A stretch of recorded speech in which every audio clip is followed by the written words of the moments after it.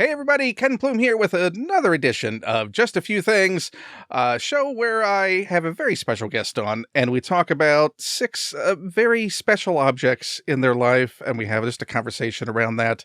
And my very special guest is a very special person, one of my favorite people in this here world, and you know what? He hears that all the time, so it's got to seem old when he hears it from all these people who go, I love him so much. I don't But he hear is... that. But he's great. He's a wonderful person. You know him from Matlock. We'll go with Matlock first. Yeah. But if you don't know him from Matlock, then you probably know him as the voice of Dipper Pines on Gravity Falls. He was also in Freddy vs. Jason. He's in so many things. Swim Fan. He's in Swim Fan. Absolutely. Check out all the things that Jason is. Now he's going to be in The Last of Us too, which has an irony that's special just to he and I, considering. So maybe we'll talk about that. I don't know. Jason Ritter, thank you for being on the show. Absolutely. It's so good to be here with you. So you've gotten a sense of what the show is. We're just going to have a conversation. Occasionally we'll bring up the fact that you have a thing that you've chosen, and we'll go from there. I love that. But I did want to say, first and foremost, congratulations on all the wonderful things that have been happening for you. It's always nice to see it and go, hey, that's the guy we do the fun trivia with sometimes. Exactly. That's the guy whose Animal Crossing island I used to go to. Now been completely taken over by my daughter. Had she assumed your and adjusted your island, or has she started a new wanting? She'll every once in a while she'll be like, "Is it okay that I sold this statue? I sold it for bells." She was like, you know that butterfly statue, not the blue ones, but the sort of green and yellow one. Yeah, she went, I sold it for bells. Really, I was like, so you got a future of how the estate sale's going to go. Yeah, exactly. No, it's everything must go. Yeah, exactly. I will say the only thing about, I'm trying to like relinquish control is she'll just shake trees or she'll hit rocks and just leave stuff all over the ground. That's my only thing. That So you want her to be tidy in a video game is what you're saying. Every once in a while, and like we'll play together, and I'll basically just be tidying up. Did you ever think you'd be the parent going, I need you to clean your virtual room? No, and I actually don't say that to her. I let her have fun with it, but I'm just like, if you don't want to lose those presents with the slingshot, make sure you shoot it over some clear ground. If you need some more clear ground. It's like, Dad, I'm very zen about it. I don't care about possessions in the same way. They're fine. She doesn't, but it's her island. She's been kicking out my old friends and getting new guys in. Sorry, now. Really a startling vision of the future of what time holds for us all when we have children. Exactly. At one point, they will assume our island and live on in it. To do about it. So when was the last time you played? How long has it been? When I turned it back on, because one of her friends had started playing, and so she was curious about it. It said like, we haven't seen you for 4 years and something. I had cockroaches all over the place. It was It's very accusatory when you go back. It is, and everyone's like, "Oh, hi, there you are." Yeah. You're back. Yeah. For us, we were just in an empty, endless void. But I'm sure you had some fun times out there. Nook didn't stop the payments due. None of that happened. Yeah, exactly. His reign of terror continues. Although I've come to believe that Isabel is really the one who's pulling the strings, and Tom Nook is just sort of like he is who he is. You get what you get, but I feel like Isabel's making the announcements. She's the one who's like, Who do you need me to talk to on the island? Don't worry, I'll do it for free. You want me to fix his outfit or fix how he talks? Don't worry, I got you covered. Listen, don't listen to his kids. Don't listen to his kids. Yeah, they have no future here. Exactly. I'm like, Isabel can disappear someone from this island. I'm pretty sure she can. Like, you're cold decided. I'm sure she has. There's some times where I'm going, I was due a visitor today. No visitor has shown up. I wonder what happens to those that come to the campsite and don't move. They just are all of a sudden gone the next day. Another Isabel victim. Another Isabel victim. There's a deeper lore that we don't want to get into in Animal Crossing. It's probably for the best that none of us know that. So so the Animal Crossing was a weird time for all of us on that very early pandemic. The only thing that I was saying is in that crazy period of time of Animal Crossing in the pandemic, I made my house very creepy and weird. And like, I never thought that at some point my daughter would have to live in the in the coping zone you had created. Yeah, yes, exactly. And she's like, "This is so weird." And I'm like, "Yes, it is. You're right." But now she wants to make a creepy room in her house, and I'm like, "Well, there goes my daughter." Yeah, I mean, I had that whole tribute room to KK Slider in the basement. That I think that felt like the challenge is in such a cute, sweet world. How unsettling can we make a room? What kind of lore can we create on this island? Exactly. And then show it off to our friends to go, no, you got to see what I've been doing on my island. There's a whole history here. Like graveyard that he had. It was very creepy. Christmas decorations up the entire time. Yes, exactly. Don't go in that house. I had the creepy attic. You have all kinds of things. All that stuff. I have to revisit it at some point. Maybe we should do like a 10th anniversary thing where we all revisit our islands. Oh my gosh, that would be amazing. I would love that. Some of them we don't want to see. Some of them we just don't. It's like a little time capsule. It's so crazy. Back to, I do want to, again, reiterate how wonderful it is to see you on Matlock. And to see a network show that's like an old school network show that has a lot of episodes. Yes, exactly. And can actually build character interactions based on the amount of screen time that characters get to interact and have stories to tell. Exactly. It's so nice. It's such a lovely job, and the writing is so amazing, and all of the actors are incredible. Kathy, obviously, and Sky, and Leah. It's such a wonderful how does it feel for you? Because this is now the longest you've inhabited a character? Yeah. I mean, I guess as far as like in a major role, like you've recurred and been back in the past as a character on shows. Exactly. But I mean, this is the first season 3 I have ever experienced when I'm as a regular on the show. Everything's either been 1 or 2 and done. So I was like, is this going to break the curse? Or but yeah, I'm super excited that we're coming back, and it's a wonderful group of people to be around. Does it feel different to you to have that sort of stability, not just in a job but in a role? It does. It in a way, it feels almost like my most grown-up job. Maybe because I'm in a suit most of the time, and I'm an official man with kids.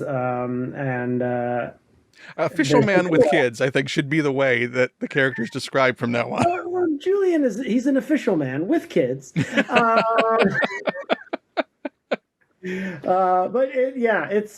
it's really fun, and it's really also fun to play a guy who is a very complicated guy. I don't have to be the hero that everyone roots for. It's really fun to be this guy who is sometimes great and nice and caring, and sometimes selfish and scared, and he's got his issues, and it's just fun to get to show all those sides. Knowing that you have the time to inhabit a character that has a lot of different facets to it and is continually evolving, which is the other great thing about him. Has it changed your approach to acting or how you handle a role or inhabit a role?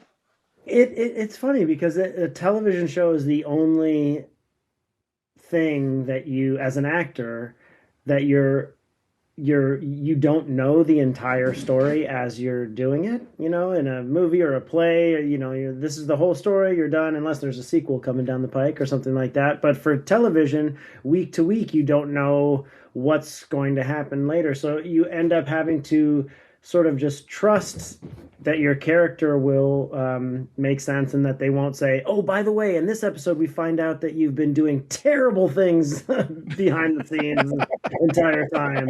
You're evil. You've been evil. So there's a certain amount of trust with the writers that, they will tell you what you need to know. And but other than that, it's really nice because you're not trying to pack everything that an audience needs to know about your character into one episode. You can kind of focus on whatever facet they're sort of engaging with week to week. But if you're a character who's been putting up a false front within that reality of the show, I assume it would be helpful not to have that knowledge and not have to worry about it. So you present that absolutely inscrutability just because you don't know.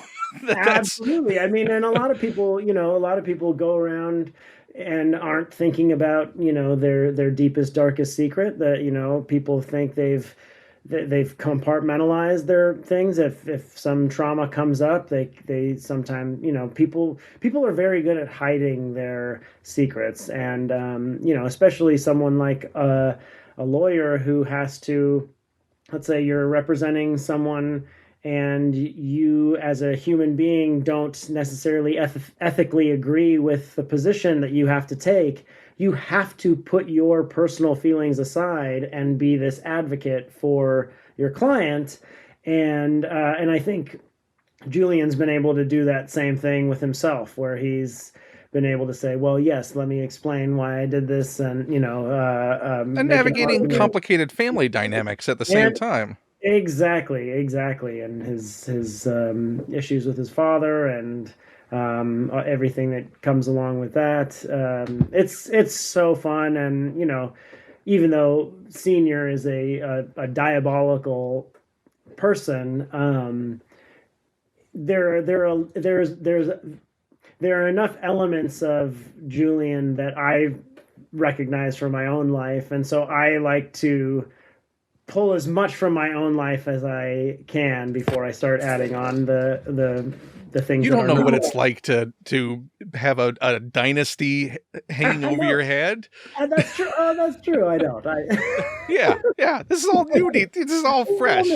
It's good you finally get to explore a world you've never explored before. Yeah, exactly. Well, and the interesting thing is that Beau Bridges also, grew up with a father that was very well known. And have you had conversations along those lines about that sort of dynamic and bonded absolutely. on that? We actually haven't had a specific conversation. I've seen us both talk about it in interviews separately, but we haven't talked about it. But there is just this kind of understanding that exists, and there have been some comments in passing and things like that. But it's also funny because growing up, my dad and Beau would get mistaken for each other. So I already had this strange sort of fatherly. There was a big fun ongoing joke in the family because my dad at one point got a fan letter from somebody who wrote this very beautiful letter that had all of these specific things about various movies that he had done and performances and moments that they really connected with. And they've always really loved him and followed him. And would you please sign this picture? And it was a picture of Beau Bridges on the beach. After all that. And Village of the Giants, oddly enough. Yeah, exactly. So it really made us laugh, and but then there would be and I found out only when Beau and I started working together that happened a couple of times to him too. There's a if you put them side by side, you'd be able to tell them apart, but there is something about each one that reminds me of the other, which is helpful and nice. But it must be heartening also just to see Beau and Jeff, they carved out their own careers, and even as siblings carved out careers distinct from each other and were able Absolutely. Absolutely, and just a family of support and love, and excited for each other, and it's beautiful. It's really beautiful. Well, it is. If nothing else, stability's fine, paycheck's fine, character fine, the contribution to the arts fine. The dances you've been able to contribute to the world is really the important thing that has come out of the Matlock experience. Oh my gosh, it's so funny because Sky and I found that theme song, or we were watching old episodes of Matlock because we were so excited to be in it. And we noticed the same thing, is that no matter that theme song is so jaunty and fun, and a little cheeky, jaunty, fun, and doesn't ever predict where it's going. Exactly. It's a just a banger. It's a vibe. It's a vibe. It's a vibe. It's a whole vibe. And we would get it stuck in our heads. And we also thought it was so funny that in these old episodes, on the channel that we had found them on, they would use the theme song Sting at every commercial break, no matter how dramatic and terrible. It was fine when it was like, well, after I eat my hot dog or whatever it was, and it would go, but then there would be times where it was like a guy at war and his buddy is dying and he's screaming for a medic, and then it would go, and so we started doing that to each other, and then we started dancing around, both of us, her and I, and then I was just bored in my trailer one day, and I started doing it, and now I can't stop. That's the worst. You bored in your trailer. So many shenanigans originate just from that. So many. Was it surprising the reaction it got and the traction it got? Or people just needed joy in that moment? I think so. I mean, I think everything's only gotten worse, and people still seem to be like, I needed this dance.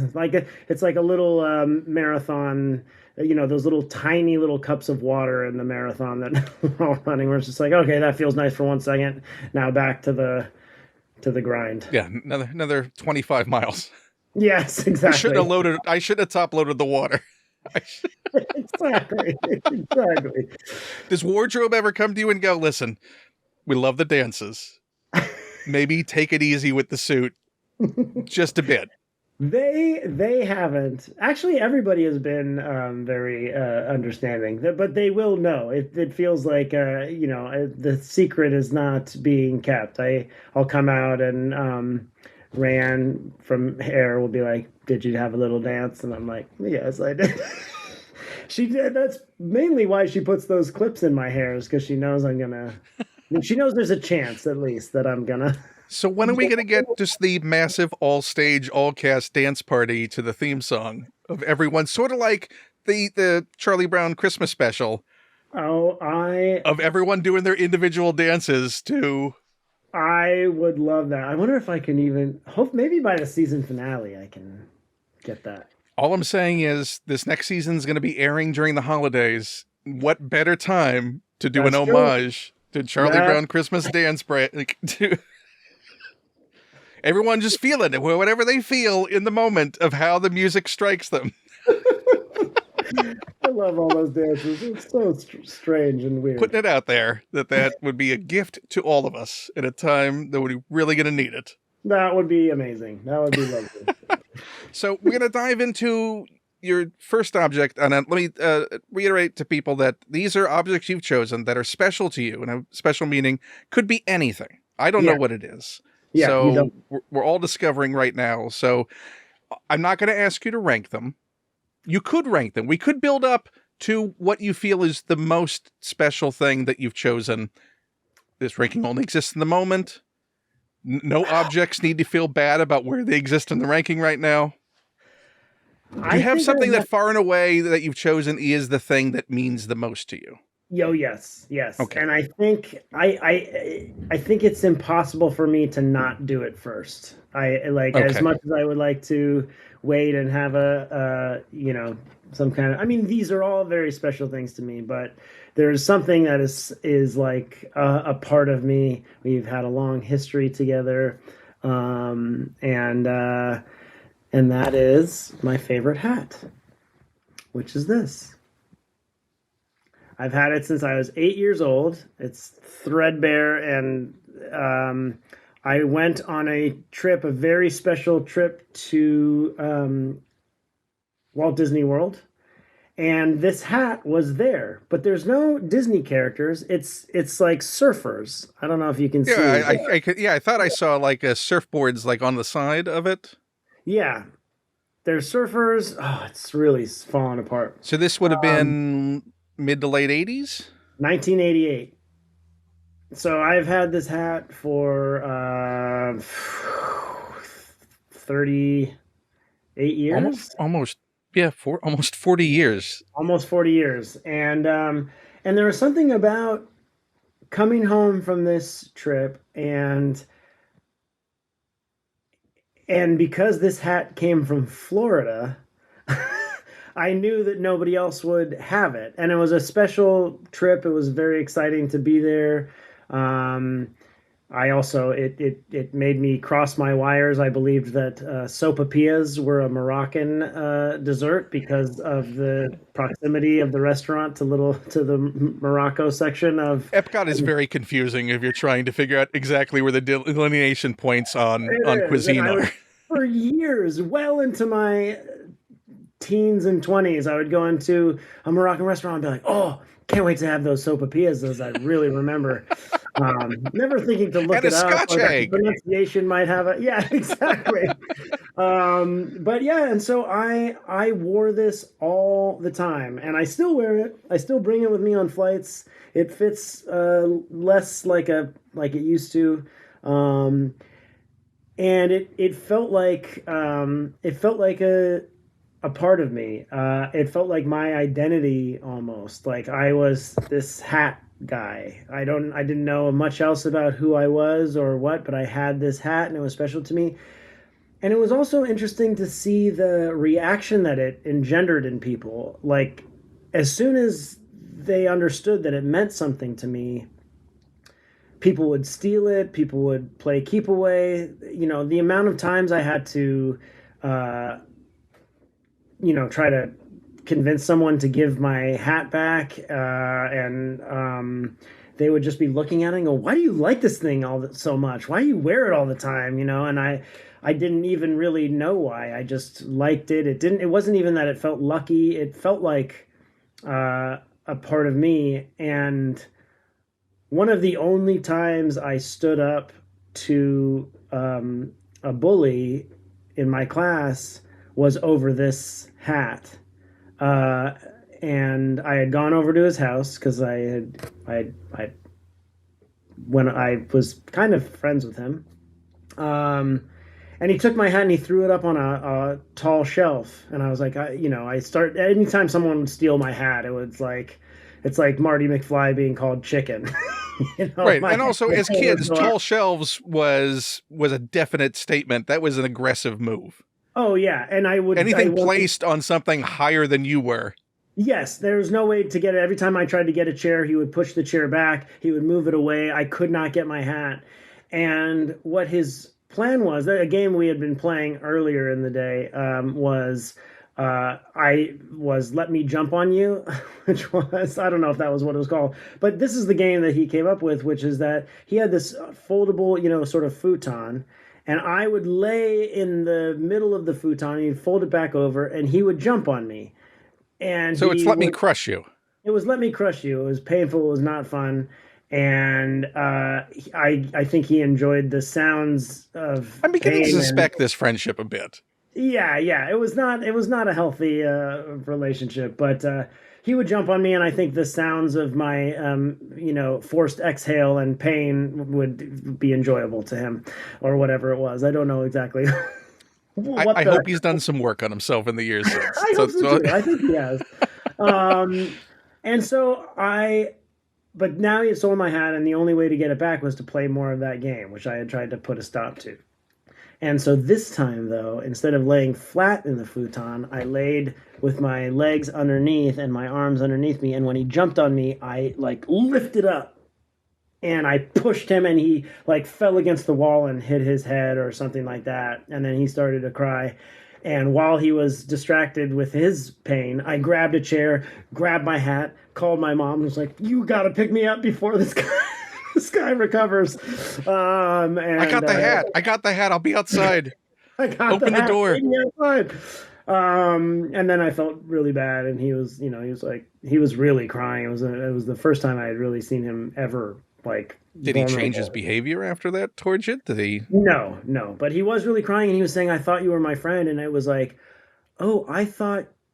I honestly did not think that you thought I was your friend. If I thought I was like a useful pain plaything or something like that. I was trying to explain to him, like, that's my hat. This is my hat. You're messing with, like, right. And you're also jumping to cause me pain because you're getting excited by crushing me in this futon.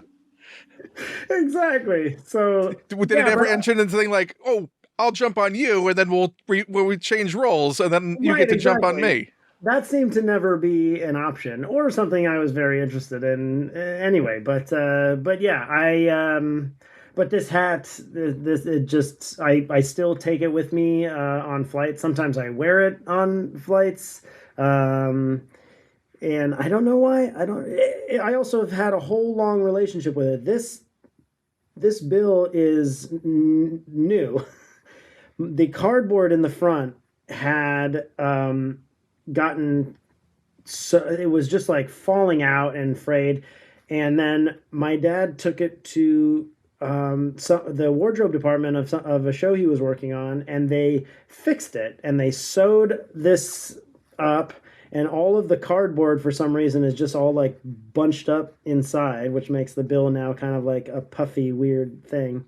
And when he got it fixed and like reinforced it and added all of these, like these inside things, because it was meant to be just a disposable vacation hat, like a it was sold originally. It was not intended to be a lifetime hat. No, definitely not. It was, listen, the sun's out. You need a hat.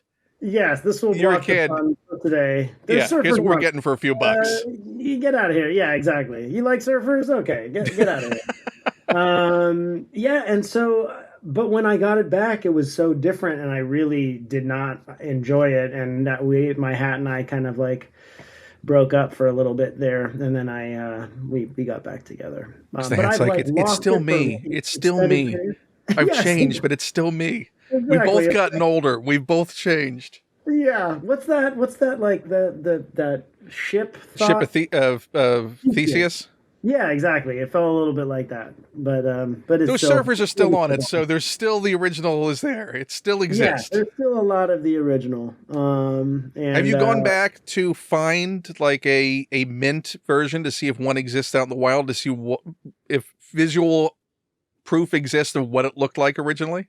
I have not, and I should. I have had multiple dreams of like meeting someone else who has also held on to this hat for this long, and the whole dream is me just going, "Why did you hold on to it?" And them going, "I don't know. Why did you?" And me going, "I don't know either. I just love it. I don't know." Like, did you have a thing with the brim too? Did it? Exactly. Yeah, exactly. And so I don't know why I kept it. I don't know why I love it. But now it feels like at that time in 1988, anybody in Florida could have had it. But I now think 38 years later, this is the only one of those hats in existence. And it really just certainly feels that's like also been adjusted by a wardrobe department to and there you go. And save that's it. The other thing. There is definitely none that have had the exact same slow death and resurrection that this and seeing the things that it's seen. See the thing. I mean, you talk about the travels that you've done with it. Yeah, now I mean I hand wash it because every time I wash it like comes a little bit more apart. So it's probably not the cleanest in the world, but yeah. So Have that you is explained it yet to your daughter? Does she understand what it is? Has she she asked, like, understands what it is. She thinks it's a little bit, I mean, your kids are going to be embarrassed of you no matter what, but having like a weird hat in a public place is definitely like not not her favorite, but she understands. so why do you think it means so much? Does it represent that trip? Does it represent where you were at with your family at that time and what that trip represented? Like, did you don't hold Yeah, on to a hat for that long and have that sort of attachment without it really resonating in some deeper way? yeah. I mean, I think it was. There was something comforting about it. There was something. You know what? I honestly think that even as a kid, I kept on having these sort of like what I wouldn't know what to call at the time, but I think later in life I understand that they were sort of existential crises. Just a lot of, for some reason, even at like 7, 8, just being like, what, who am I? What am I doing here? What is life, and where do I belong, or how are those people doing it? They seem to be, they know what's going on. How are they doing it? Just this constant sort of like studying of other people who it looked like were having an easier time, or at least they were better at pretending that everything was normal. And so I think at the time, there was a lot of just feeling sort of like I didn't know who I was. I think a lot of my people pleasing things. I remember having this moment where um, I realized that if I was with Billy, I laughed like Billy. If I was with Joey, I laughed like Joey. If I was with Matt or Jasper, all of a sudden I was like, I don't, what's my own laugh? I don't even know what I sound like. It was this very weird thing of, am I just a combination of everybody, and am I just picking and choosing things from Am I people just that a I like? reflection? Yes, am I just sort of a collage of everyone else? And this hat was a sort of, it was almost like a talisman or something, because I know the hat in and of itself doesn't give me a personality, but I but it was something that was mine, that was like, That I you think it was, I chose and think you chose to wear and yes, and it could be an differentiated. identifying marker that you're not wearing this hat.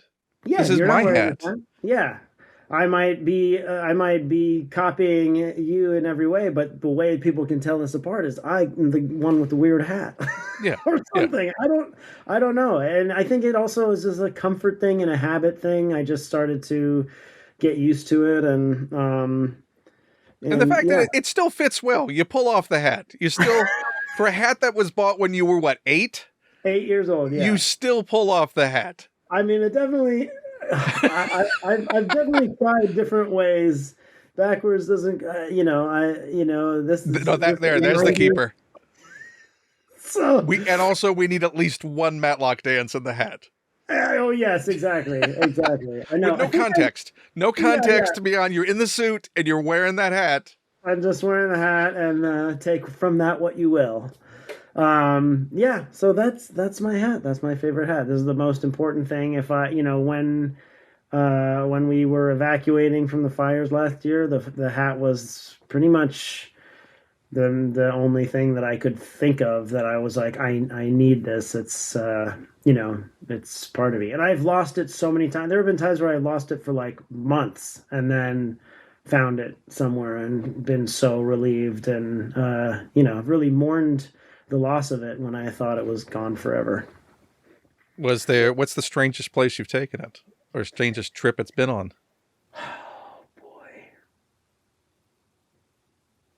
Gosh, that's a really good question.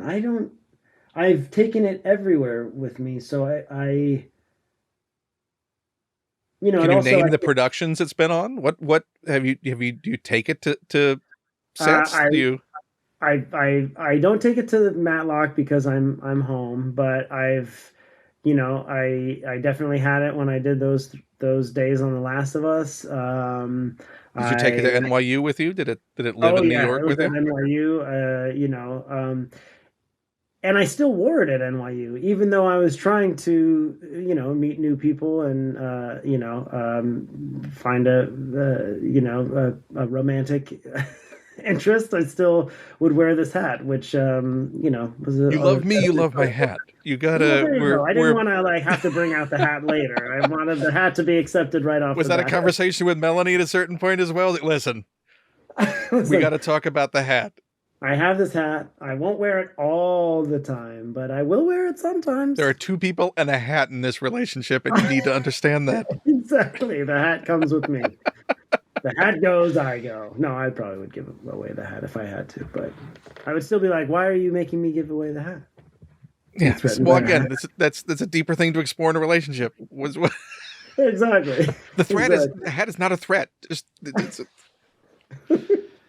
So, well, let's go on to your second object then. All right, let's see. Now I got some choices here.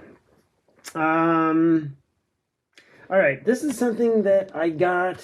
I can't even remember exactly where I got it. This is I thought there would actually be more figurines and things like that, but this is a Conan the Barbarian piece that I saw in a store at some point, and I was just like, that is so weird. I've never seen an action figure who's like bored and dissatisfied. I guess this is when Conan has become King Conan, right? Yeah. King Conan, and he's like, I don't want to be here. He has this helmet, but that's like for battle. And if you put it on, it looks sort of silly. So that just stays nearby. And then the only movement his helmet doesn't even fit anymore. That's how sad it's all gotten. And this is the only thing that happens is he can kind of like pound the chair side. It's just that one arm that moves, and other than that, he's just staring forward with his fist in his cheek. It's beautifully captured. It's beautifully captured. I mean, there's the only thing that it instantly reminded me of when I saw the expression. I don't know if you ever seen Sideshow put out years and years ago. Weta had sculpted Simpsons busts. Oh, and there's a Krusty the Clown with the cigarette with the most over it look on his face. My gosh, that is one of the most brilliant pieces I have ever seen. I gotta look that up. Yeah, look up the Sideshow Krusty bust, and you'll see, because it's got like the dangling ash off the end of the cigarette. It's that's perfect. That is amazing. So you're not a big collectibles buyer or things like that, right? I am. I not huge. I definitely know, but there are certain things that I have collected a lot of. I mean, it feels a little embarrassing to say, but I am a huge collector of Gravity Falls things. I've tried to. Why is that embarrassing? I don't know. You were on a show that you loved. I know that's true. It's not. I actually am not embarrassed. It's more like I feel like I should say I'm embarrassed for some reason, but I'm not. When those Matlock action figures come out, you're going to be buying every day one. I would get one in a second. Yeah, and I've always loved toys and figurines, and as they've matured, as I've matured, I've just appreciated all the artistry that goes into it. I mean, like even on like the side of the throne, you see like these. I don't know. There's just so many little details to have the reliefs in there. So was that who's the so that's made out of plastic, right? It's made out of plastic. Let me see if I can see any information.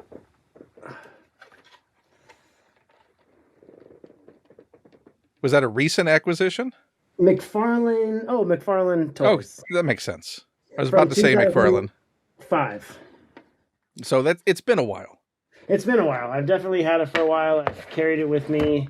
And I think there's just something about it. Like he's king. He has everything, but he's like, I want to fight. And I don't know. I've just I'm never. I getting was so I'm getting an fascinated by existential thread that's going through a lot of. another one. Yeah, there's a lot of existential threads. It's like I've gotten something that a lot of people want. It's not for me. Who am I? I don't feel like I'm this, but I know someone else sitting in this throne would be happier than I am. Yeah, is this what I wanted? Is this what I wanted? Is this what it Yes, was all exactly. for? Exactly. And then just that hand, poof, poof, one hand on the cheek, other hand going. Ugh. You know what? You need to lift that hand and put like a little cat figure underneath it. Give him a pet. Give him something that. That is a great idea. There are cats that are in scale. You could easily put a little cat under there, and then it's fine. Exactly. Then you know what? Then he's having that weird sort of Zen zone out thing when he's petting his cat. Exactly. Reframe it. You got to reframe the situation. His issue. I also just think it's so funny to have this one amongst all of the other ones that I have. They're all like, in poses doing this or that, and here's this sullen, dissatisfied. So do you have other Conan pieces? Is Conan something? No, this is my only. And just the only. Yeah, it was the only one that I bought, and it was mostly just for the emotional. Just the ennui Conan was a big. Yes. Yeah, I never was like a Conan guy. I didn't read the comics. I didn't watch the shows. I don't know that much about the character other than some of the people who have played. I'm gonna have to get you that Krusty the Clown now. I think we need a companion piece for that. The two guys just how you doing? You too. Yeah, exactly. Exactly. But Krusty, all your dreams have come true. What's it all about, Alfie?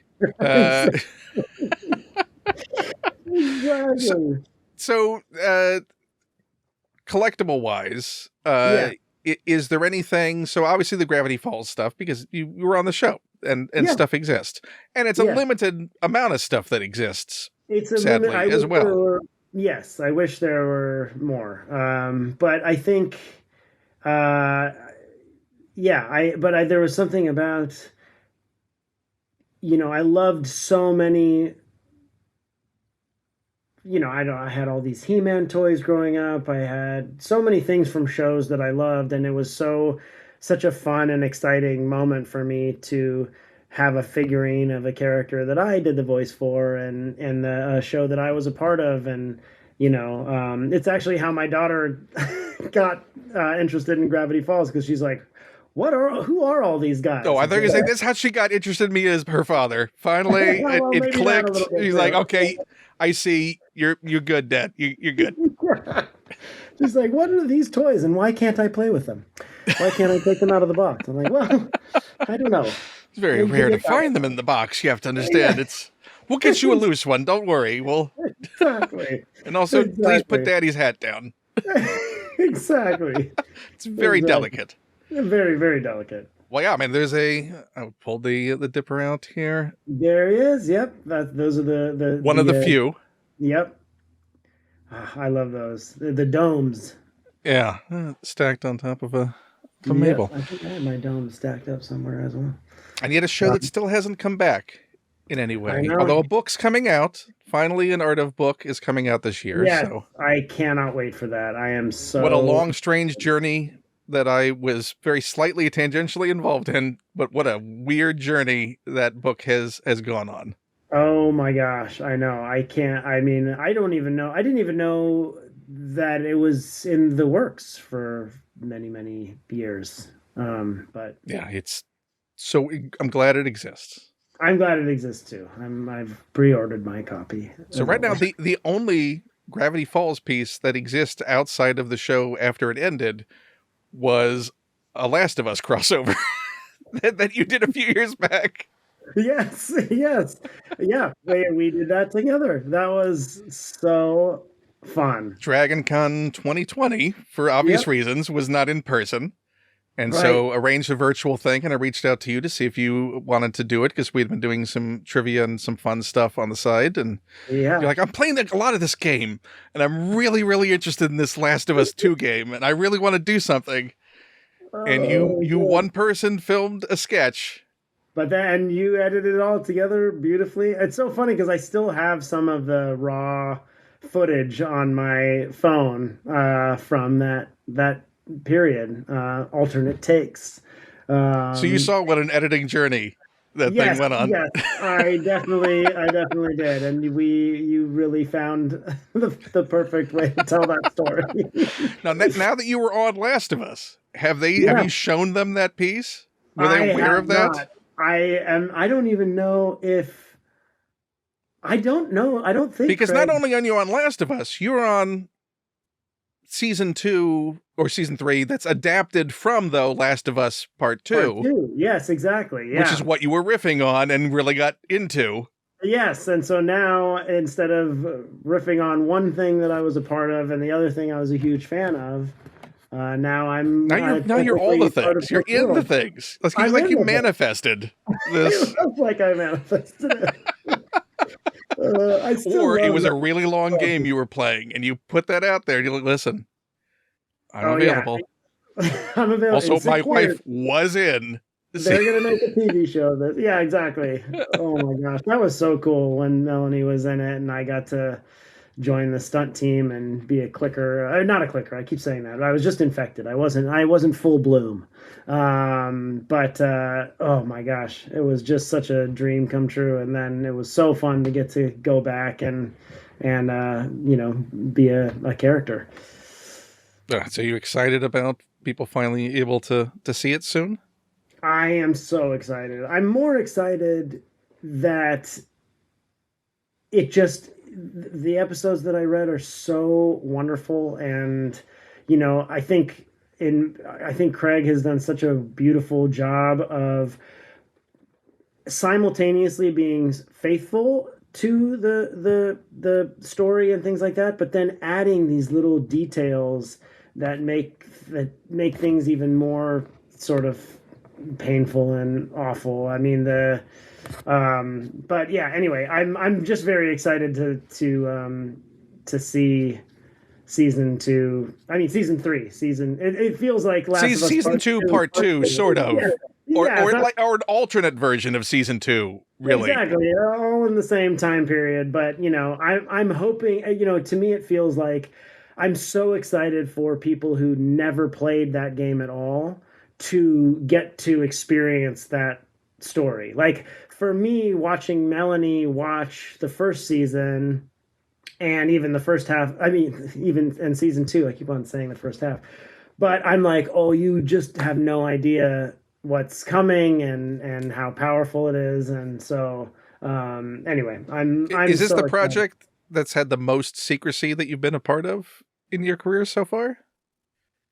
I would say this and Lanterns both I have keep forgetting that you're part of Lanterns. yeah, it was that was also so fun. But both of them, I feel like so worried about giving something away or I'm not going to or put you in that position. People will no, I know know you soon would. enough. I know you wouldn't, but it's just so funny how But how does it when feel? I Is there a pressure? Like if someone's going to slip in a question that goes, "Oh, so what was it like being in a suit, or what was it like doing that thing with that guy?" And you're like, "I can't. You got to stop. I got to put the hat on. well, I'm walking away." the thing is that I think uh there's so much attention on certain genres and video games and comic books and things like that are things that can bring a lot of attention. And so the other day, I out of nowhere, I tweeted a little GIF or GIF, I never know, of this animation that I remember from a show as a kid that I loved called Turbo Teen, which I was surprised when I looked it up. Only lasted 13 episodes, but it's a show about a boy who, he's driving and he goes into a laboratory and gets zapped and he merges with his car, and then if he gets hot, he turns into a car, and if he gets cold, he can turn back. And so It's a whole metaphor. it's a whole metaphor, and it's interesting that he can't 100% control it. They're like, turn into a car, and he's like, I'm not hot enough, like, and so then It's a whole metaphor. it's a whole thing. But anyway, I just tweeted this thing of this guy turning into a car, and people were like, Plastic Man and lanterns confirmed or something like that, and I was like, that's not even Plastic Man. Oh my gosh, He doesn't turn into a car. I know, and I was just like, it hasn't. This had nothing. This Turbo Teen tweet had nothing to do with Lanterns 2000. Did you get a phone call after that? Did you get? I did not. But and everybody's been so nice. It's more like I don't want to give anything away, and I'm such a blab. I'm like that Kristen Wiig character from Saturday Night Live, who's just like, with Melanie especially, I want to just tell her everything, and she is so spoiler averse. For me, I generally feel like I'm in the movie Memento, so I love my whole family. We love spoilers because we'll still see the movie and be surprised. Yeah, we'll be like, well, I mean, you got so much going on that, yeah, but we're not going. I know this thing is going to happen because you told me, and now I'm going to just wait for it, and I'm still enjoying the ride of the movie, and a lot of people are not like that. Well, do you also, when you're done with production, because obviously you're moving on to the next job, having to learn lines, move on to that next character, do you sort of have a mental purge of what you had just done as far as what happens in them because you'd moved on to the next thing? It depends. I mean, there are definitely some that I felt like I need to kind of shake myself out of and get to the next one. But for the most part, it just feels like I try not to have too much of one bleed into the next one, even though I feel like playing some kind of version of myself. I try to make them at least sort of emotionally different, even if they're going to look and sound a lot like this guy. Well, which character do you think has been the most out of your comfort zone then? Oh, boy. Oh, well... Oh, that's actually an easy question.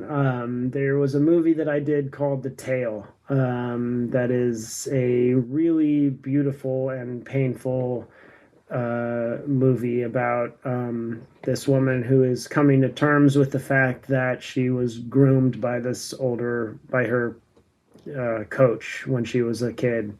And it's a really beautiful movie. And it's really a lot about the stories we tell ourselves and the way we survive and how we kind of especially respond to trauma, and it was just such an incredibly beautiful script, and I played the part of the groomer, and it's a true story, and it was written by Jennifer Fox, and it was a story of her life. The character's name is Jennifer, and that was really, I tried to compartmentalize a lot of it. And, there were a lot of, ways in which we were very, everybody was very careful, and, there were so many conversations about how to do this right. And I'm really proud of the movie, even though it's a painful and difficult one. I feel like a lot of people who were not in that kind of situation were able to understand their friends and loved ones who had been through that, who they didn't understand. Anybody who has ever thought like, well, why didn't you just report it or say something, or things like that. I think they all of a sudden were like, oh my gosh, I didn't really understand how insidious grooming can be, and how the beginning of the movie is her sort of understanding this was not my first boyfriend, and in a relationship that the world wouldn't understand, and I was so mature. I was a child. When you first see her in flashbacks, she sort of 15, 16, kind of like a teenager, and she's sort of remembering this period of time, and then she goes to visit her mom, and her mom says, "No, you were this that was 1971, or whatever the year was. This was how old you were." And she looks, and she was a absolute child, and Right. So even in her own mind, she aged up yes, she to try felt more. and She thought she could handle all these things, and then when she's confronted with the reality of how young she was, and it's a really beautiful movie, but uh, it was a tough one, and you know, there was one day in particular where I had to just go into the other room and just kind of like cry a little bit, just from. Uh,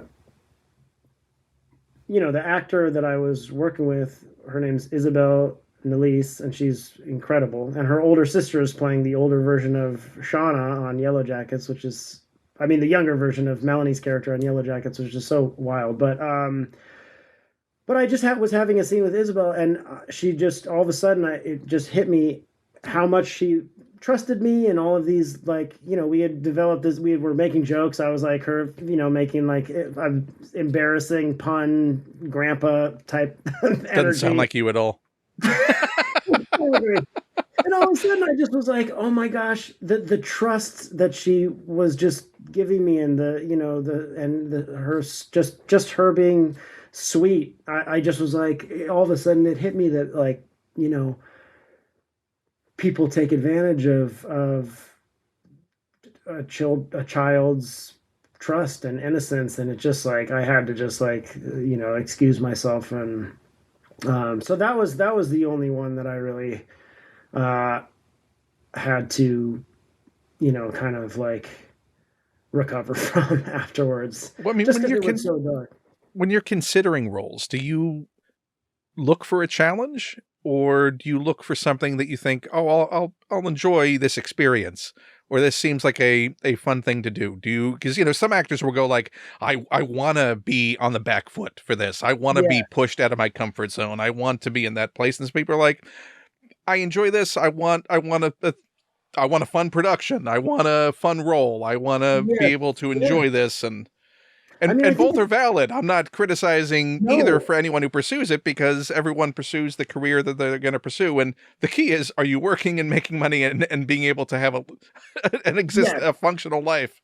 Well, that for sure is important. And I think it's really different. I mean, there are times where I've read something and gone, oh my gosh, this is really out of my comfort zone, but why don't I audition for it? And then if I get it, then I'll figure it out. And I remember that happened on a movie called The Education of Charlie Banks, where it was like this violent New York tough guy basically, and I was like, I'll audition for it. I'll never get it. And then I did end up getting it, and that was really fun, but also scary, because I was like, oh my gosh. This was a lark. No. Yeah, exactly. Now I got to figure out a way. But with the tale in particular, I didn't have any response to the character, or, I mean, it's an abhorrent person, and it was also scary, because some people can get, sometimes you can see somebody in a role and you can't get that image out of your head, and that's who they are kind of forever. And this kind of person, I would never want to be, tied with in any way. But the script was so beautiful and so powerful, and it felt like an important story to tell, even though it was scary and dangerous. And I also have had a rule for myself, where if I was scared of something, I really would examine my fear. And if the fear was about being embarrassed or some kind of social thing, I would force myself to do it anyway, because it was like, if the fear was like, you might actually pass away from doing this, do not do it, then maybe I would listen to that voice sometimes. But if it was just like a social thing, or or people would laugh at me or something like that, in the bad way, I would just force myself to do it just to sort of see what was happening on the other side. Because I was like, I And if know your what it would be assessment like was to be correct on safe. that. Yes, yeah, exactly. And just, yeah. And would my fear of being embarrassed stopped me from having this experience? And I would have been annoyed by that. And at least on the other side, if I was embarrassed, I was like, all right, well, I know. And I was right. And also, I'm still alive and it's not that bad. And my friends thought it was funny. So I embarrassed myself in front of most of the school, but my friends thought it was funny. So there you go. Good trade off. Do you So see I a think that was point? one of those moments. Do you see a point where you started looking at what you were doing as an actual career? As like, this is what I do. This is, and there are responsibilities with it, but I'm perpetuate. It's not just, again, go back to, it's not a lark. It's not just having fun. It's not because I enjoy doing this, or I went to school for this and I picked up some roles and I'm just rolling along with these and being able to pick up jobs. It's Yeah. just like, oh no, this is what I do. And this is a thing to treat and approach from an adult perspective of Oh, yeah. maintaining. Yes, absolutely. And I think, you know, at first you're just kind of um, auditioning and hoping to, you're throwing everything up at the wall and kind of seeing what sticks, and then at a certain point you start to be able to, I mean, I can't be like, I would like to be in I'll take that project, Hail Mary. I'll take that part. But with like some smaller movies and things like that, I can, if I can make a choice of, is this a story that I, feel like I have a connection with or want to tell for one reason or another, or is this, will this not be helpful? And honestly, there are different jobs that have different pulls for me, and a lot of times it's something that there's something true about it. There's something true about the character and something that I recognize in myself. And I'm like, oh, I would like to explore that, in Raising Dion, sort of this frustrated guy who you think is nice and turns out to have some secrets. And I was like, oh, I like that. That's fun and interesting. And same with Julian on Matlock. It was like, oh, there's a lot of stuff here that I haven't quite explored, in some of the pettier sides and more frightened sides and more And playing a self-preservation. full-on adult. And playing a full-on adult, absolutely. It's Is this the first time you played a character with a kid?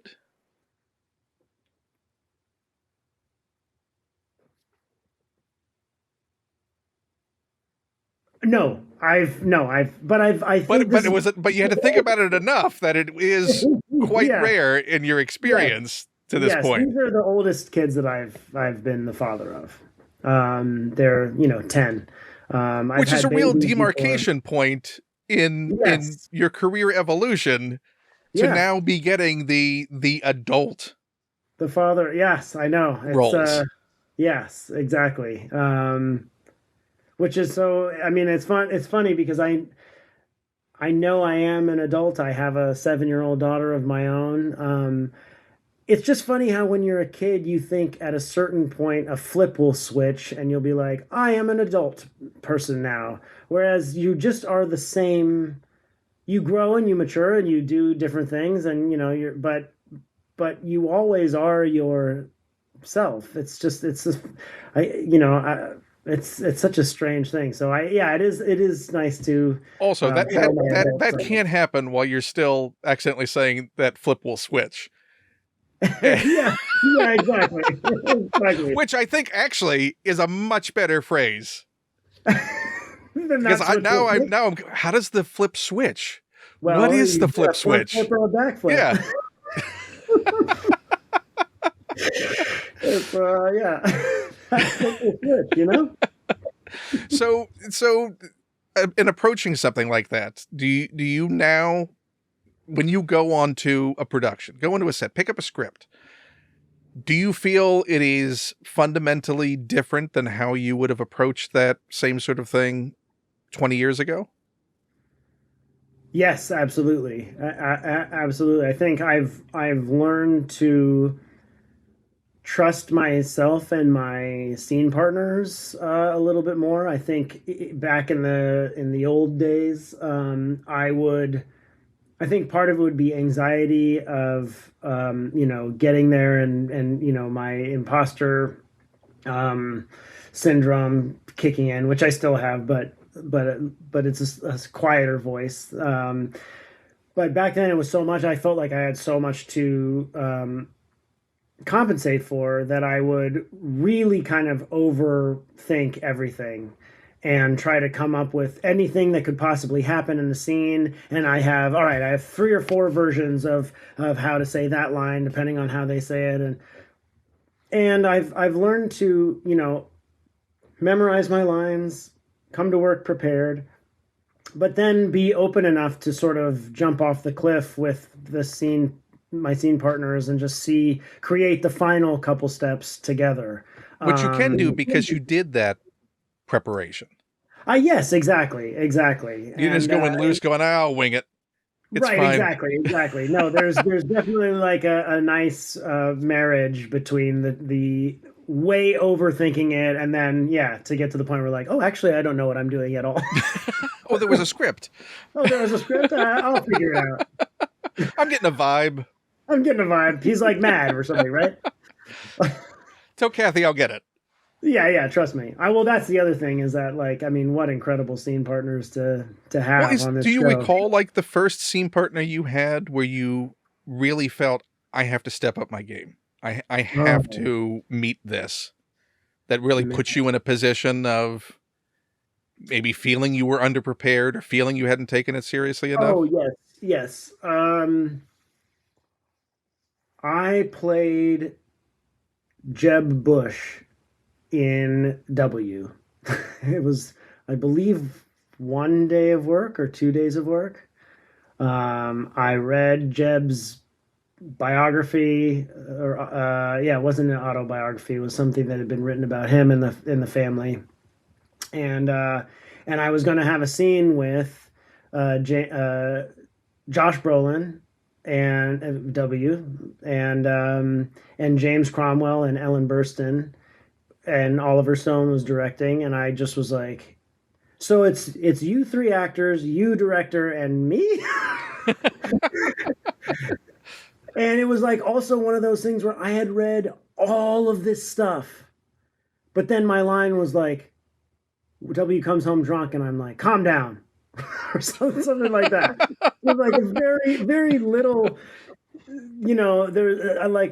I have all of this information and talk about overthinking, and I didn't want to mess up in front of them. I've never had my imposter syndrome higher and in more just extreme. You had filled so many journals with backstory and motivation. Oh my gosh.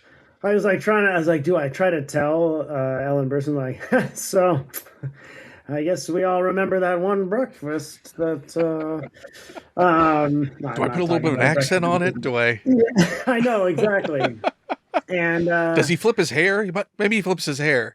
Yeah, exactly. Well, I did find, because I had to do this movie right after where I had long hair, and I was like, they wanted me to cut it for Jeb, and I was going to lose it. And then I found a picture of Jeb in this era where he had kind of long, light hair, and so I was able to. So anyway, if you see W, Jeb has a specific haircut, but it's real. He did have that haircut. I am now absolutely going to go back and watch that scene again. But yeah, that was I felt very nervous, and we did the scene, and Oliver Stone came over to me and was like, "Say your line again." And I was like, in front of everybody. I said, "Calm down." And he went, "Louder." I went, "Calm down." "Louder." "Calm down." And then I did it like louder a bunch of times. He's like, "Yeah, at that level." And I was like, "Okay." And I was in a blind panic for the rest of the day, but they were all, James and Josh and Ellen and Oliver were so lovely, and I was very excited, and I definitely made it through the day, and I was like, oh, all right, I did it. I didn't get fired. I didn't get, I didn't have my nightmare happen where they go, "What are you doing?" have you ever done this before? Just say the words like a human being. Or Was there a whatever. half beat when he was asking you to get louder that you were like, am I auditioning again? Is this where it ends? I just was like, I want to give you what you want. I trust you. And probably I was quiet because I was nervous, and was like, basically I didn't want to.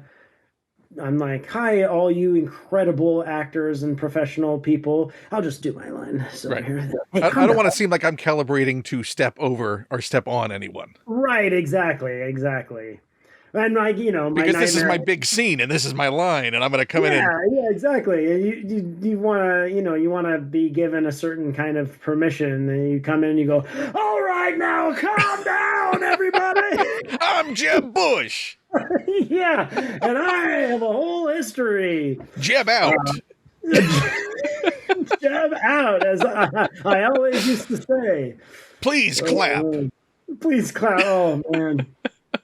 Oh, I know. I remember that very, very well. Having known, there was one story in one of the books that I read where it was like some dinner with George W. Bush and Jeb, and it was just like a 2-sentence or 3-sentence exchange that I was like, that encapsulates not the entire relationship, but just like one kernel so well, where basically George W. Bush is talking to someone and he goes, I never wanted to be president.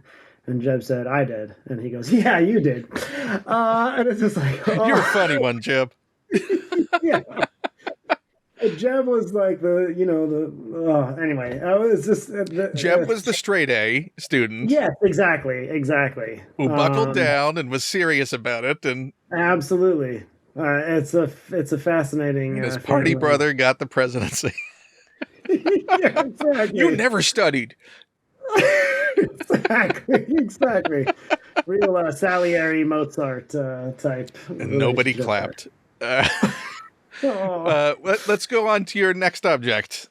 Oh yeah. All right. So let's see. So we just did Conan.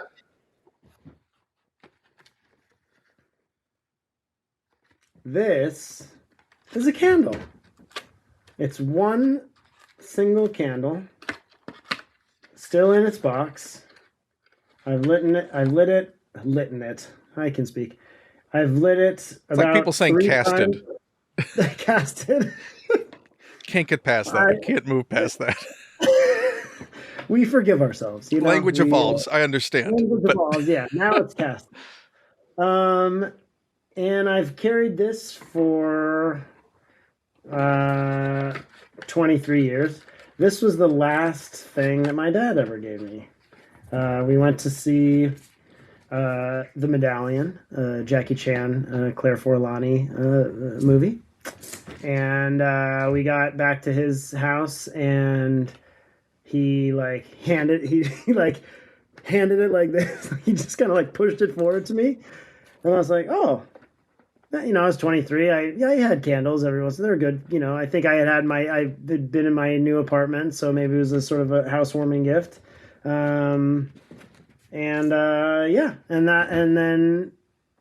when he passed, you sort of like,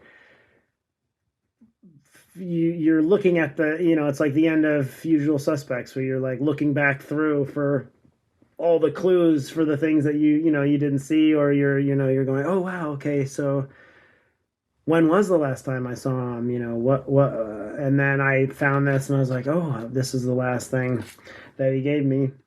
And it's just so funny how a candle that he got in this weird sort of hologrammy box, that he never would have imagined would have, and when he got it for me, he probably thought, I'll light it and probably last a month or a couple months, however long candles last, if you use them quite a bit, and then it'll be or done quietly regifted. But it took on a whole new meaning, as things do, after he passed, and now I've had it all this time. It's incredibly special to me, and I've lit it at special moments where I've moved into a new place, or our daughter was born, or these moments where I sort of, you know, want to evoke a thought of him. I'm definitely not summoning him, although if that was possible, I probably would. What's the scent? Does that say white The chocolate? current is white currant. White currant. So it's like so what is it, like a strong current smell to Yeah, it? I don't kind of to me I get the currant flavor, like a red currant, or just a purple currant, which I believe are just called currants. I don't know what makes it a white currant, but it says it's currant calyx, which I don't know what that is, and ylang ylang. Those are the three scents. And it's Has this that candle called Ergo Candle. through And association now because of that? Also, if you were to encounter that smell elsewhere, would it be evocative of? yeah, I think, when I've had, but it's a very particular smell. And I don't know if this company is around anymore, but years after, or shortly after, actually, I tried to see if this company had another one of these so I could light it and use it and then keep the one. But this particular scent they had discontinued. So I'm very careful about when I light it, but it also feels so nice and special in those moments. And I try to really save it, but then at the same time, um, it already smells a little bit different. And just with like a very special bottle of wine, I'm an alcoholic, so I don't drink it, but if the metaphor still stands, they can go bad if you hold on to it for too long. You're waiting for a special occasion and you're like, well, that's my nicest thing. And then you And now I'm finally, drinking vinegar. and now I'm drinking vinegar, and I should have had it when it was still good. I try to not be too precious with it, but I definitely don't just light it when we're just having a But it's still nice a night. presence. I mean, it's Yes, regardless. exactly. It's. I mean, I certainly have found, when you have those sort of losses, as we share those kind of things, that you do tend to go back and start to crystallize whatever memories you can hold on to, as far as, well, this is the Oh last yeah, time that happened, or that's that interaction, or that's this, or that's that. And like, I gotta make sure that this doesn't disappear. And I gotta yes, commit exactly. this to a deeper resonance than it would have had otherwise. Yeah, I mean, crystallize is the perfect word for that. You're sort of grasping at straws for, yeah, those moments that were so normal and everyday. Someone giving you a candle. Generally, if I get a candle, I'm like, oh, you didn't know what to get me, Yeah. because this Or is a what I get Christmas people right card. now. But Yeah, then you're like, well, that exactly. Chris, or that birthday card, that's I won't That see was the that last writing one. again. I won't Yes, see this exactly. scrap of paper, this note, this post-it note that was just tossed off as a Yes, Happy Valentine's Day, and now exactly. And it has. also made me realize how much you don't know how much those things mean to people until they do. And my dad used to always write these little notes in the front of books for us. And every once in a while, I'll open up a book in my mom's house, and there'll be like a little note to me or my sister or my brother. And it's like it's just so meaningful, way more meaningful than it probably was at the time. Everyone was like, "Oh, great, yeah, thanks." But you know, um, and I do think it's a very natural human thing to hold on to things that we imagine are permanent, although almost nothing is. But and I remember seeing uh, episodes of Hoarders or something, and understanding that most of those situations had to do with grief. And like they would say, can we throw this empty shampoo bottle away? And they'd say, that was the last time John and I went to a hotel, and we, or whatever it Right. is. And like, and so it's easy from the outside to go, that's a shampoo bottle, that's a candle, just light it or throw it away. But when you have grief and trauma and all of that stuff, it like you attach yourself to these things in a different way. Well, because there's no ability to replace that Yes, connection. Because exactly. you can't say, well, here's another shampoo bottle that they touched a week later, because that week later doesn't exist. Exactly, That exactly. there's a So finite, like you're saying with that candle being discontinued, knowing that yeah, that's not a thing that can be gotten again. Or you with that, yeah, and then with a hat. Like that yeah. hat, they're not making that 80s style shark hat anymore. You can't go and buy a replacement off the rack for that.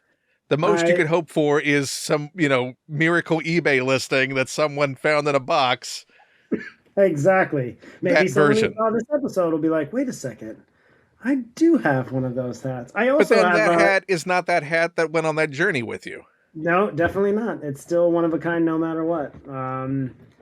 I have thought about, like, what if I were to just remake this hat? Like, bring it back into the Listen, you world. know a lot of talented Hat people who work maker. in wardrobe and prop makers and Exactly. We could get them back out on the market. or And then contact Disney. You got a Disney connection. Now, listen, this I was do, sold I at the do. parks I do. in Just now, 1988. let's make this original hat. Who knows? Somewhere in one of the sub basements in Florida, there might be crates of those things. I still, yeah, I would love to see, especially I would love to see like a new one somewhere. On social media, when this episode goes out, take a nice photo of it and post and go, hey, does anyone out there have this This, hat? This is when it was. Do you have your own? Well, I'm trying to yeah, find. Maybe you could create a little club across the world of all the people that still have we'll have this weird surfer non-brand like what Disney World shop had a a hat that had generic. no characters I that mean, like I'm from trying a to think where show. the water parks weren't even open then. So maybe at one of the hotels. Was that at the How hotel many it gift could have shop? been? Yeah, maybe it was a Is that what it hotel had a water. generic just sun and swim gear? That's true. That's probably what it was. Just like And I'm here's sure some the tag is surfwear. long gone. The tag is, yeah, oh, yeah. Any identifying marks are long, long gone. Do you have any photos that exist from that trip of when the hat was new? Yes, yeah. A while ago, I posted a picture. I think maybe on Twitter, so it's probably erased by now. But it was I found a picture of me when I first got the hat, holding like a little Mickey toy, and I recreated the picture with my hat. Now, So um, we do have what the images of it looked like yes, yes, we have when the new. original. Yes, exactly. Yeah. So we have a better chance of source. We're going to find this. This is going to We could. be I think we have a chance. We have a chance. We have some Hat evidence. Quest commence. Yes, exactly, But as exactly. you said, in that Ship of Theseus kind of way, that hat now, even more so than it ever was, is very personal to you Oh yeah, because and now the we've journey gone it's on been this on. journey. Yeah, exactly. Even And incorporating it, parts of your father, the fact that, you had it getting fixed.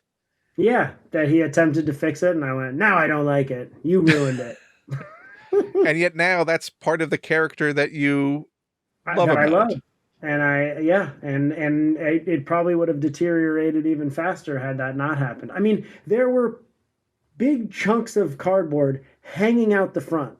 It looked crazy. The Like front it was was a just open. hairstyle choice. Like it was It, the it looked crazy. Like when I see pictures from that time, I'm like, no wonder Were my there dad was like, discussions outside of you like, we gotta talk to Jason about the hat? I'm there worried may have about been. Jason and the hat. There may have been. I know. I'm almost positive that there was a tactical strike done by my friend's family and my family on our mullets because both my friend Jeremy Connor and I had this long hair in the back, and we go get our haircut, and we'd be like, "Please, just don't touch the back. Just we're letting that grow." And then one day I went to go get my haircut, and I heard them, Tammy, snipping away back there, and I was like, "Well, what's going on?" She was like, "Oh, just doing a little trim." And then when I got the mirror, it was just like a full the haircut I have now, like a regular sort of boy's haircut, and I was shocked. And I went and I saw my friend I was like, what is Jeremy going to say? This is like our thing. And on Monday we went to school and his was gone too. And only in hindsight was I like, I wonder if our parents got together and they're like, we gotta adjust. This looks horrible. We gotta do I mean, something about these there boys. is a special level of betrayal in that too. There certainly was. I mean, I still remember Tammy from the Yellow Balloon all these years later. Have you thought about regrowing the mullet just to bring it? Like, listen, I'm reclaiming the mullet. By the way, I had a mullet for 2 different movies. And I do believe that a mullet changes your personality. I have never felt more like a loose cannon or just like I'm like anything's possible. Like if I have this, then it's weird. It's like, you know how they say, you know, you put on a mask of someone, you look at yourself in the mirror enough with this mask on, you can kind of it almost transforms you into this other person. So you're saying going back to your NYU period, if you had mullet training, like you had mask work, if you had mullet exactly. work, exactly. I think maybe that should be the acting school you should start is mullet work. We're gonna do some mullet work. Now put this in. No. That's too long in the front and the sides. No. This is proper mullet work. That's not enough party in the back and too much business up front. So we're not about business here. We're not about business here. You gotta switch that flip. It's gonna stick. We're gonna get that on t-shirts. It's the only thing that comes out of this. We're gonna land that stick.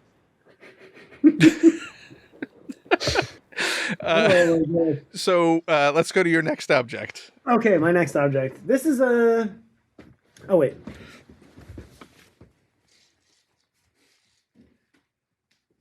So this is like a sort of a 2. Oh, sorry, I'll get seated and then I'll start talking. This is a little bit of a 2-parter. But my second object are these 2 guys. My Nintendo DS, my 2 Nintendo 3DSs. This was my first one with my Attack on Titan stickers on the back.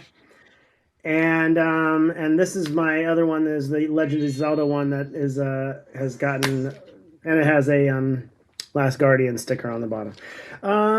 And they seem like little video game systems, but at the worst point in my life, when I was deep in like my alcoholism and things like that, I got weirdly obsessed with the Street Pass function of these things, and I would take these around everywhere all the time. So explain the Street Pass function. Okay, so for people who are for the uninformed in terms of the Nintendo 3DS technology, and this is a pre-smartphone age as well. People need to understand. Yeah. Yes, this was quite a while ago. I don't know if I even have a date on here, but in Street Pass, if you had Street Pass turned on and you walked past someone who also had a 3DS on their person, your little me character would jump into their system and they would jump into your system, and you could exchange puzzle pieces, plant seeds, fish, or bait, I guess, for the fishing game. You would exchange all these little things that you would collect, and it would say like, "Hi, I'm Jason from California," and then you could make it have one little sentence. And so, but this was passively, like you would discover later that, oh, I passed these folks. Yes, this person must have been here, and you would never know. It'd be like, "Hey, I'm Xander from Arkansas," or whatever. It didn't. You never met them. You never had to touch phones or like you can do nowadays. It was just this sort of connection to a random other person, and you could see what games they had and things like that without knowing any actual details about them. And there also were these things called Street Pass zones, where it would collect up to 10 people at like McDonald's or Starbucks or things like that. It would collect up to 10 people. and then they would all just jump into your phone, into your 3DS at the same time.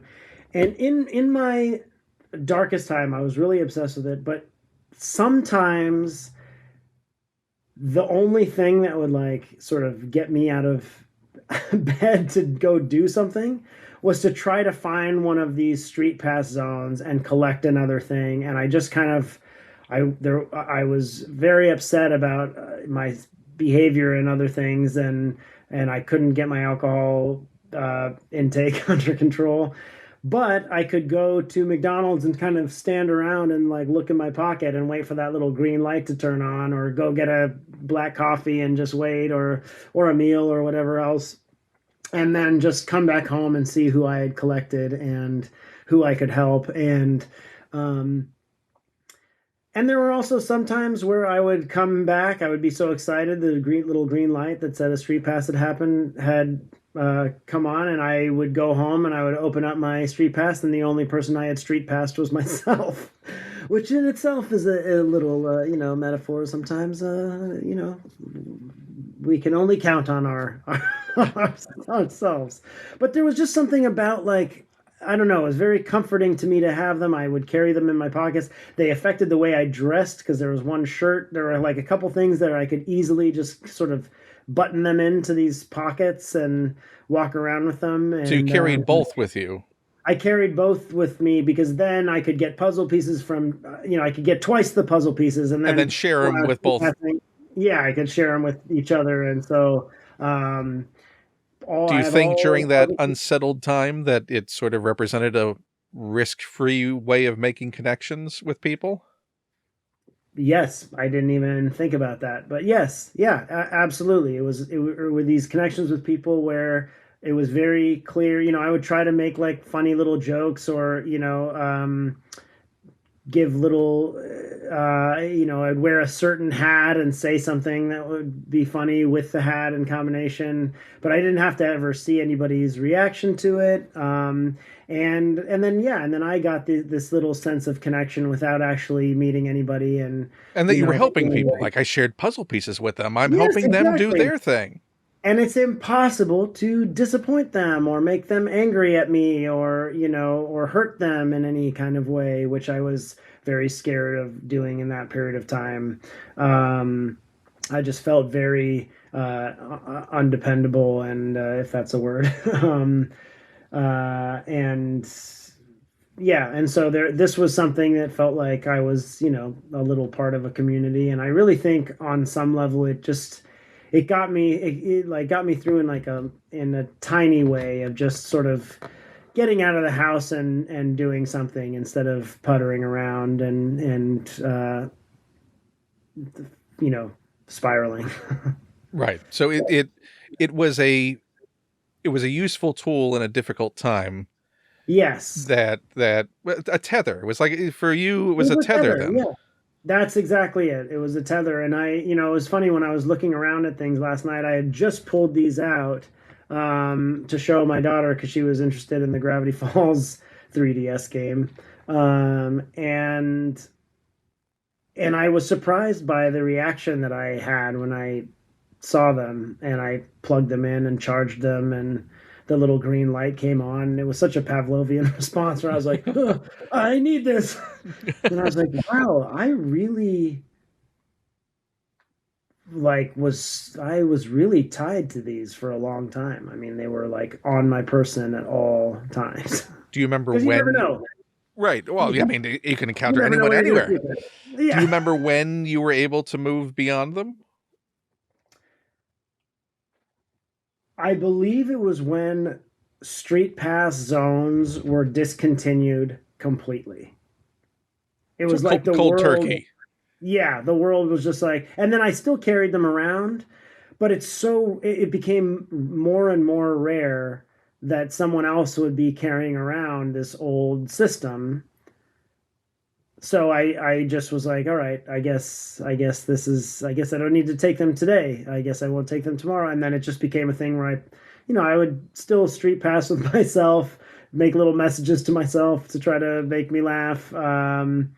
And you still had games you could play on it, so there were and I things that still you had could, games yeah. that I would play. Yeah, exactly. And I still am And they were impressed with portable, the- and when you're on set, it's a portable game Exactly. system. Exactly. And the technology is still incredible to have a 3D image with no glasses. I mean, I remember like Listen, I it's so have, cool. I probably think I have 3 of those and one of the XLs. Yeah, oh yeah. Oh wow. Yeah.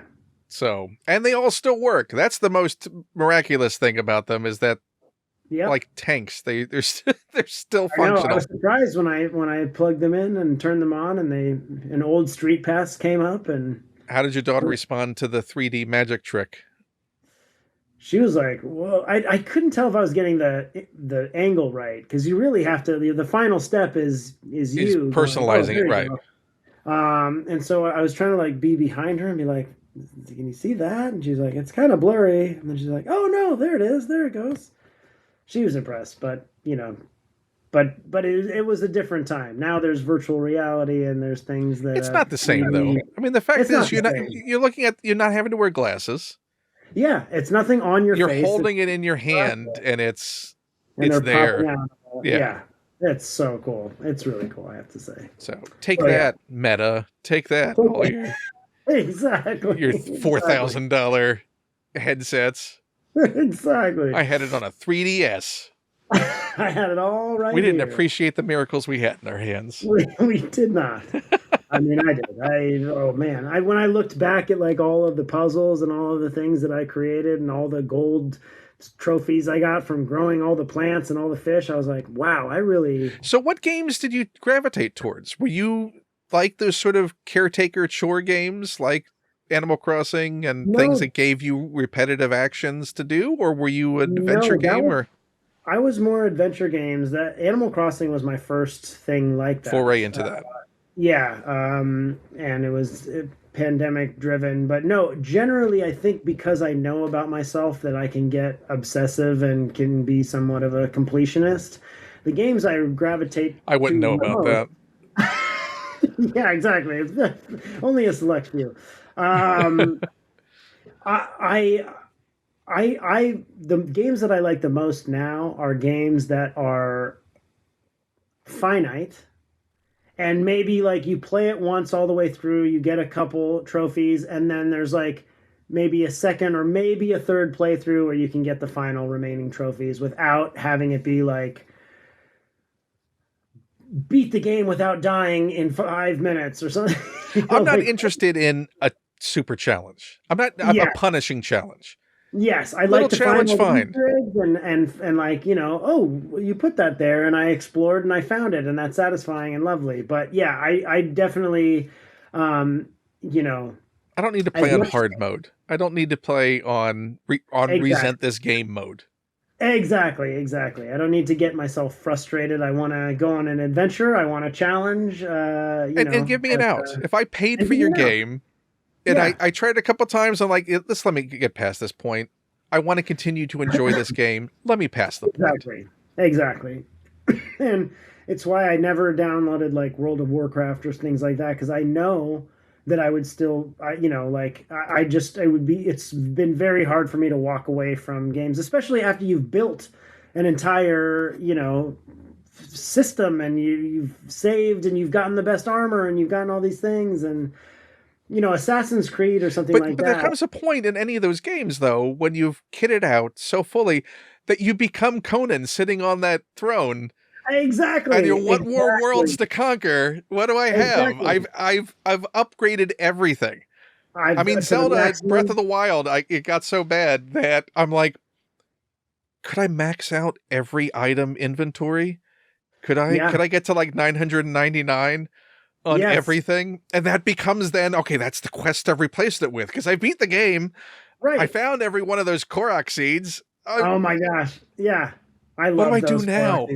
I know, and then you're like, and then you almost miss the days where what are those Lionel? Is that what they're called? You, like when they were a challenge, impossible, and then you like, and now you're like, okay, you're done.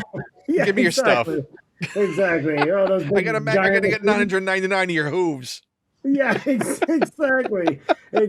So I do like to give. I like those kinds of games now. But I also like like for me, just wandering. I Like do Breath of the too. Wild in an open, I'll ride that horse all over the place. I'll run and jump off things. If you Oh look at yeah. that hero's journey map, it might as well just be all neon green because there's like no I blank love spots that. left in it. I love that. No, I love that too. And the games have gotten so beautiful. And I mean, one of my favorite games of all time is Shadow of the Colossus, and that is mostly just roaming around, beautiful scenery. That's And a Vista game. it's a, yes, exactly. It's a You know, beautiful video. here's your photo spot. Go take Yeah, exactly. one of Exactly. those old Kodak memory spots. Yes, exactly. Stand here, aim the camera this way. The no, I mean even stuff like the go-to game now for like Fortnite. Oh yeah, It's so absurd, but the reason is the community. Like that's just to go there you on, go. decompress, talk with people. I'm not a fan of shooters. I'm certainly not a fan of bloody games. I'm not going to play a Call of Duty. I'm also not in the desire to be yelled at by a 12-year-old I know that's the main thing. or someone who really needs to not take it seriously. But go Right. in, do goofy things, have fun. Yeah, that part is so fun. Like the mode they have in it, they have a Lego, essentially Lego Minecraft is Oh yeah, one of the yeah. things you can do. And I turned off all the enemies. And I'm going in there and I'm like, I'm gonna do some engineering projects. So I'm building bridges, I'm Oh my connecting roads, I'm doing all these massive road works through the thing. I'm God, that's connecting so thing. awesome. I love It's that. like my Animal Crossing island. It's gotten that bad. I'm going back and redesigning. Like, you know what? I think maybe if there were upper platforms around this fort, then maybe it would be more accessible to these these not Oh my real God. characters. I love that. I love that I'm so really much. looking out for their real Yeah, is this a nice place for them to live? exactly. You're providing a service. I remember reading a story about a guy who would log on to, I think it was World of Warcraft, or it was one of these MMORPG kind of like huge world things, and he would go up into the mountains and mine this very, it was like it took a very long time and it was very annoying and all of these things, but he would just do that for like the all day, and then he had like a little store basically where he would trade this ore so people didn't have to mine it or whatever the exact thing was. um, and it wasn't even about so that he could have money to buy other things. It was just like the feeling of providing a service and people going, "Oh my gosh, thank you so much. I don't have to do this. I just needed a couple more to like build this sword or whatever, and now I like thank you." And just that feeling of being part of a community. And I thought that was such an interesting. He wasn't going on like raids or whatever else, missions. He was just like doing this thing every day, and then Just chilling out. Just chilling out. this is my Just thing. satisfied, be part of the community. Yeah, Some people love repetitive tasks. I I found that sometimes like that you get in that little zen just groove of. absolutely. I I mean, find Animal Crossing is definitely like a zen. well, because you had That chores to do. Because like, okay, I'm gonna go yeah, pick up some seashells on the beach. yeah, I'm gonna clean up the beach. exactly, I'll go do that. Maybe pick some exactly. weeds. Yeah, Gotta see if tend anybody that. suffers on the island, but if not, still got a lot to Yeah, maybe I'll go do. visit some friends, see if they need anything. Do you need anything? I got some. You need some artwork. I got some artwork. Exactly, fake or You gotta not. fill out your museum. I'll help you fill out your museum.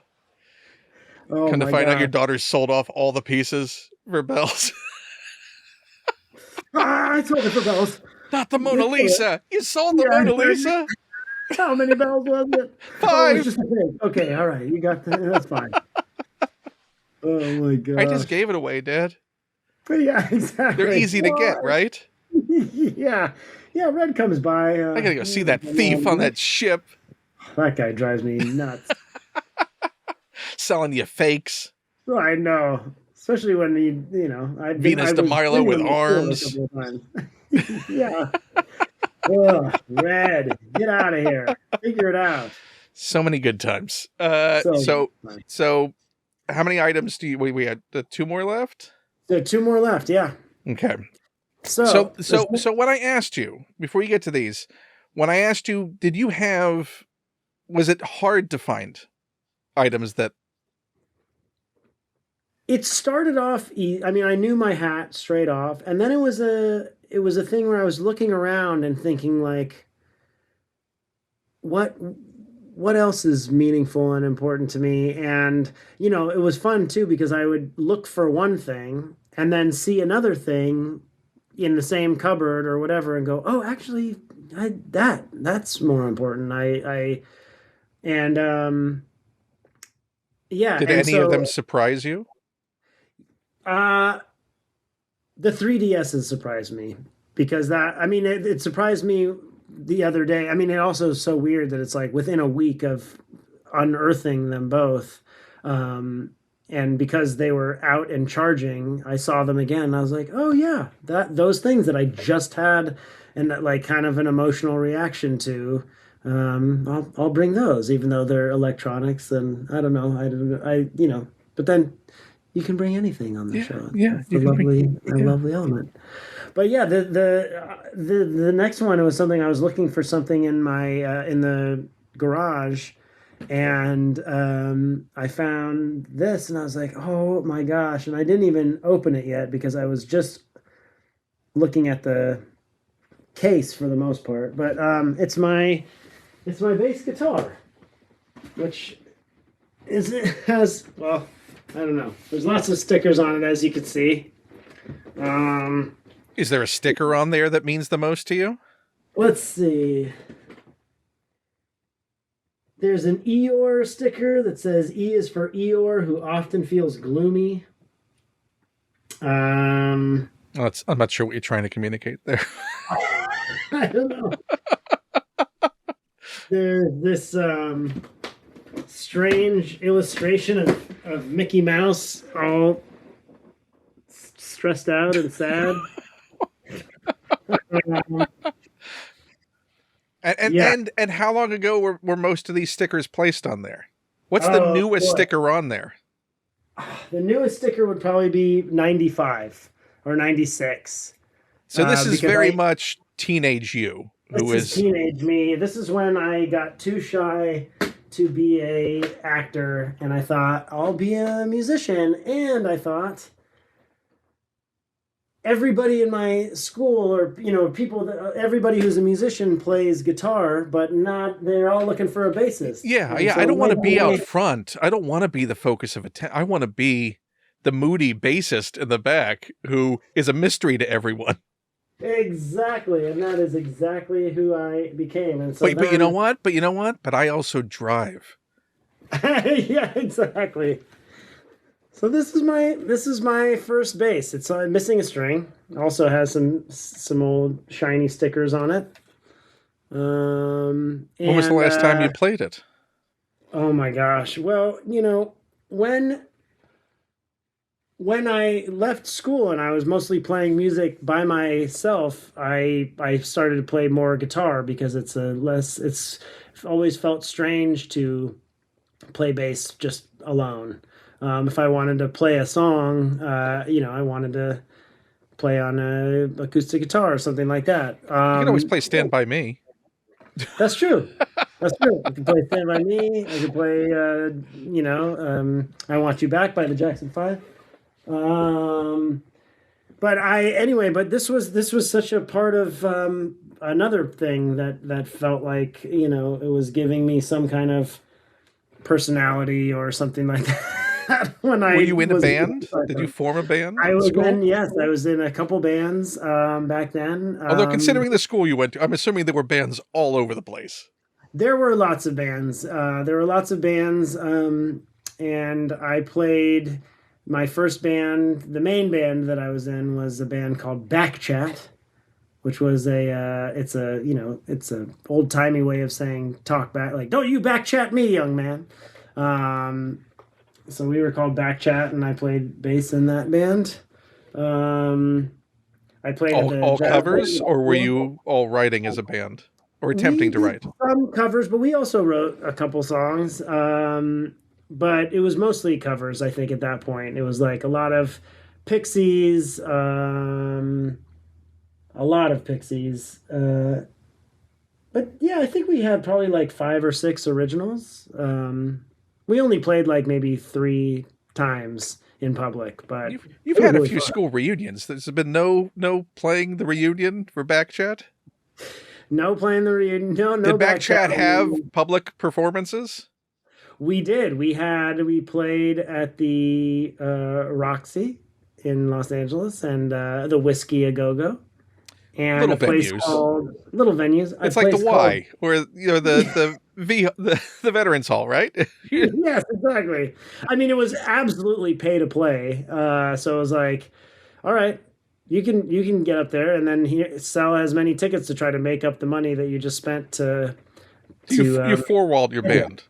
Yes, yeah. We basically, I mean, that was the system. It was like when I remember the first time we played, a lot of people will give you a chance in that first show, and so we were selling tickets at my school.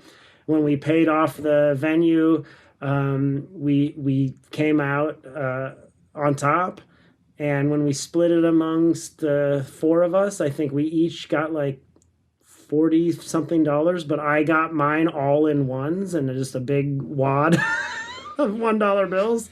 But it felt amazing. I was like, just for playing, this is incredible. Did you keep one of those? Did you keep your first dollar made? I should have. I did not. But, none of them are stuck in the case, just wedged into the side.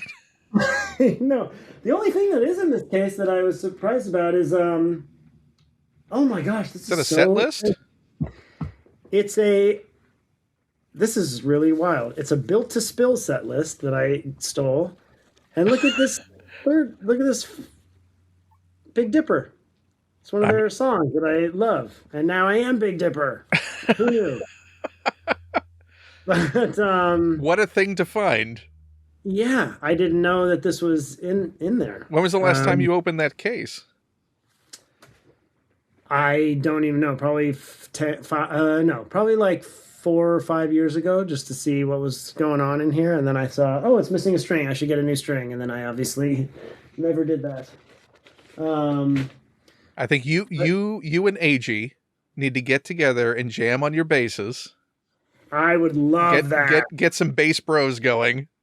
I would absolutely love that. Look at the color, though. Pretty cool, right? That is, so it's like a shark skin sort of metallic.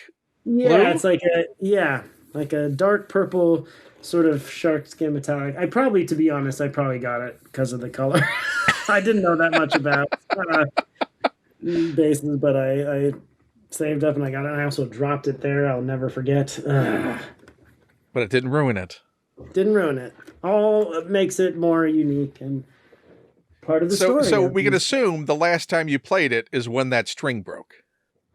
Probably, and I have no memory of that whatsoever. I mean, I haven't played bass. I don't think I played bass every once in a while I would go, if someone has a bass, I'll jump on it and jam with people.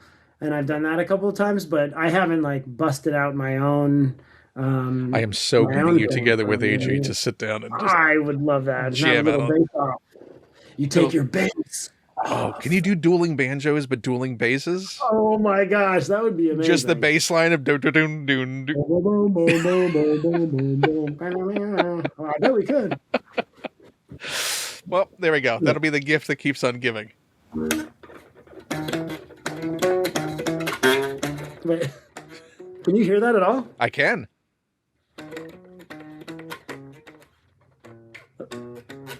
Anyway, yeah, that's the beginning of it. I'll work on it. So first thing, new string. New string, yeah. Second thing, start practicing. Because you got your big show at the Whiskey A Go Go coming up. Dueling basses. One night only. One song only, one night only. Good night, everybody. Thanks for coming. 3-walled because you want an exit. Exactly. Oh, only $1 bills, please. Makes me feel better about the paltry amount. And so, has your daughter picked up any of your musical talent? She really likes to sing, which is the one that I like to do the most. But she started to play piano, and I still tinker around the piano a little bit as well. But yeah, she'll tinker around. She hasn't gotten so into playing, but I think once her love of music also grows, I remember that I got so much more into playing once I was listening to music that I could also easily play. Like, to be able to, especially with bass, but to be able to like play Smells Like Teen Spirit, after one lesson or something, and just be like, oh, all right, I know. This is These are possible. the This is songs a that I thing that love. you can do. Yeah, yes, exactly. And work up to Red Hot Chili Peppers or whoever else, the wonderful bassists of the world. But and no shade to Chris Novoselic. No, I it's mean, too maybe, late. It's too late. You've already the damage is done. Guess he's not going to be part of dueling basses in the future. I guess not. All right, sorry, Chris. Um, but yeah.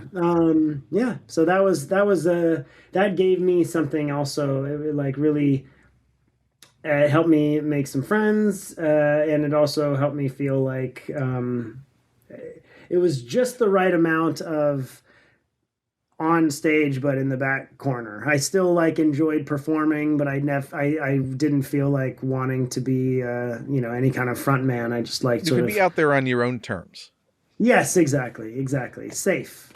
No, you didn't like the music? They wrote it. Did you ever wear the hat on stage during a performance? Did it make it that far?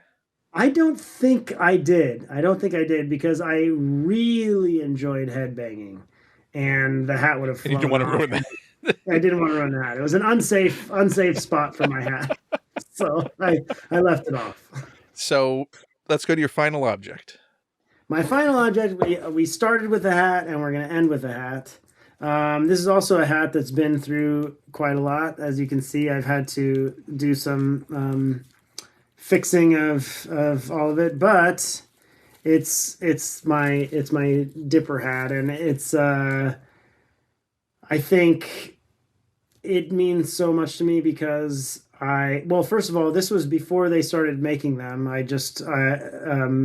They made a couple, like the tree is a little bit lighter than the rest of the hat, and there are some other things about it that aren't like the official hats, because it was just kind of like, I think they just sort of it took them forever to do official hats. It took them so long, and this I had this before it even started airing, and so it was fun. Like, I would go to Comic-Con and I would wear it, and nobody. You were. This wasn't just the hat. Let's make it clear to people that you were full on Dipper cosplaying. Eventually, I certainly was full on Dipper cosplaying, and I still remember one year. It was pretty early where I was dressed as Dipper, and what a nerd! But I loved it. It was so much fun. I'm not embarrassed about it. But I saw a couple dressed as Robbie and Wendy, and I went, "Oh my gosh!" And I wasn't trying to say like I'm part of the show, but I was trying to be like, "Look, I'm wearing Dipper. We're all like, we love the same show," kind of vibe. And Wendy, the cosplayer of Wendy, was like, "Oh, like kind of like sweet, like." So in character. And Robbie could not have been less interested in me, and really made me feel embarrassed for being like, "Oh," he was like. And I was like, I think I actually just had a real Dipper experience. It seems on a lot of that Pret stuff, you had a lot of real Dipper experiences. I had a lot of real Dipper experiences, but it is so weird that I wore this hat all the time growing up, and it became such a part of me. And then I ended up playing this character that also wore a hat that, because they have a deep emotional connection too. Yeah, I do. We have there's almost too many connections I have with that character, but I think Well, do you view that as a gift to? I mean, the serendipity of that role happening and it having that much of a connection to you, that you're able to have it not just a job. Like this is a thing that, like, hey, I actually do love this thing, and it was a good show, so you can actually be happy that you. Yes, absolutely. It was a good show. It was a wonderful show, but yeah, I mean, it really it gave me I don't know. There was something about being a part of that show that was like, on some level, I had always. Well, when I was starting when I was a kid and I was thinking about wanting to be an actor, I remember some of my favorite movies or cartoons or things like that, and I was like, I would just love to be any part of one thing that people love so much that they like watch it again and again, or like I'm watching this movie, or that would be so amazing to be in something um that I'm just so proud of, or something like that. And Gravity Falls really felt like such a special thing, and it was also just so fun. There were some times where it almost felt like, are they just making the show for me? Is this like some kind of Truman Show? Like I'm having so much fun decoding it and trying to figure out all of these puzzles that Alex was putting in, and these clues and the ciphers, and decoding all of it. And I just was like, this is such a huge gift to me in so many ways, that what if this was all just like there's that Gary Larson cartoon where it's like, have you it's where they basically two people in lab coats, and they're like, Jerry, you're not the king of whatever this country, the fake country is. Your name is Irv so and so from Long Island, and this has been part of an elaborate experiment, and it's time to go home. Something like that. And there's just this guy standing there with a scepter and a giant painting of himself, just trying to wrap his mind around, wait, what? None of this was real. We animated an entire cartoon show just to give you this. Just to give you a certain sense of joy and belonging to the world. But no, not to keep going back to this period of time, but Gravity Falls was another anchoring thing in the most chaotic time in my life, where I knew I had to, be able to go and record and not have blown out my voice, the night before, trying to scream over people at a, or not scream over people, but trying to talk to other people at a loud bar or something like that. So it was something that, when I was feeling, at my lowest, it was something that I was like, well, I really like this. This is really fun. Another thing to wake up and go to. And when I was feeling like in that period of time, I didn't really even notice it at the time, but in hindsight, I really was sort of grasping at straws. I mean, I think about all of the street passing that I tried to do, and how sort of compulsive and addictive that behavior was, not in a negative way, but just like in a kind of uncontrolled way. But all attempts to grasp at connection. Yes, all attempts to grasp at connection. I mean, that's what I mean. The social aspect at a bar, any of those things is, yes, exactly, being a social person who wants to connect. But then, yes, obviously if it's coupled with an anxiety, or, you talk about imposter syndrome, any of those things where you're like, okay, but this is the thing I need to deaden the potential of there being a downside to this. Yes, exactly. And or game the system of, I need to supercharge into being happy.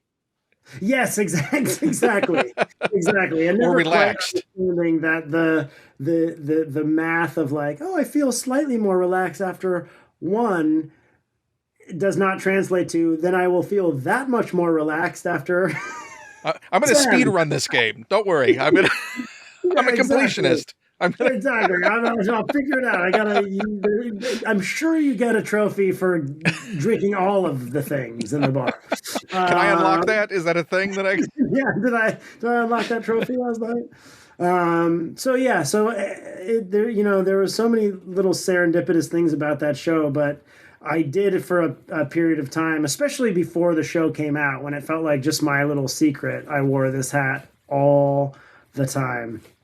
And then it was so fun to start seeing it pop up on other people. And, it almost felt like seeing my other hat pop up on people, where I'm like, oh, we're connected, kind of. We both like the same thing, and, are part of this community. And I love the Gravity Falls community. It feels like these are my people. We are all the same. We are all one. We enjoy mysteries and fun. Everything's coming back.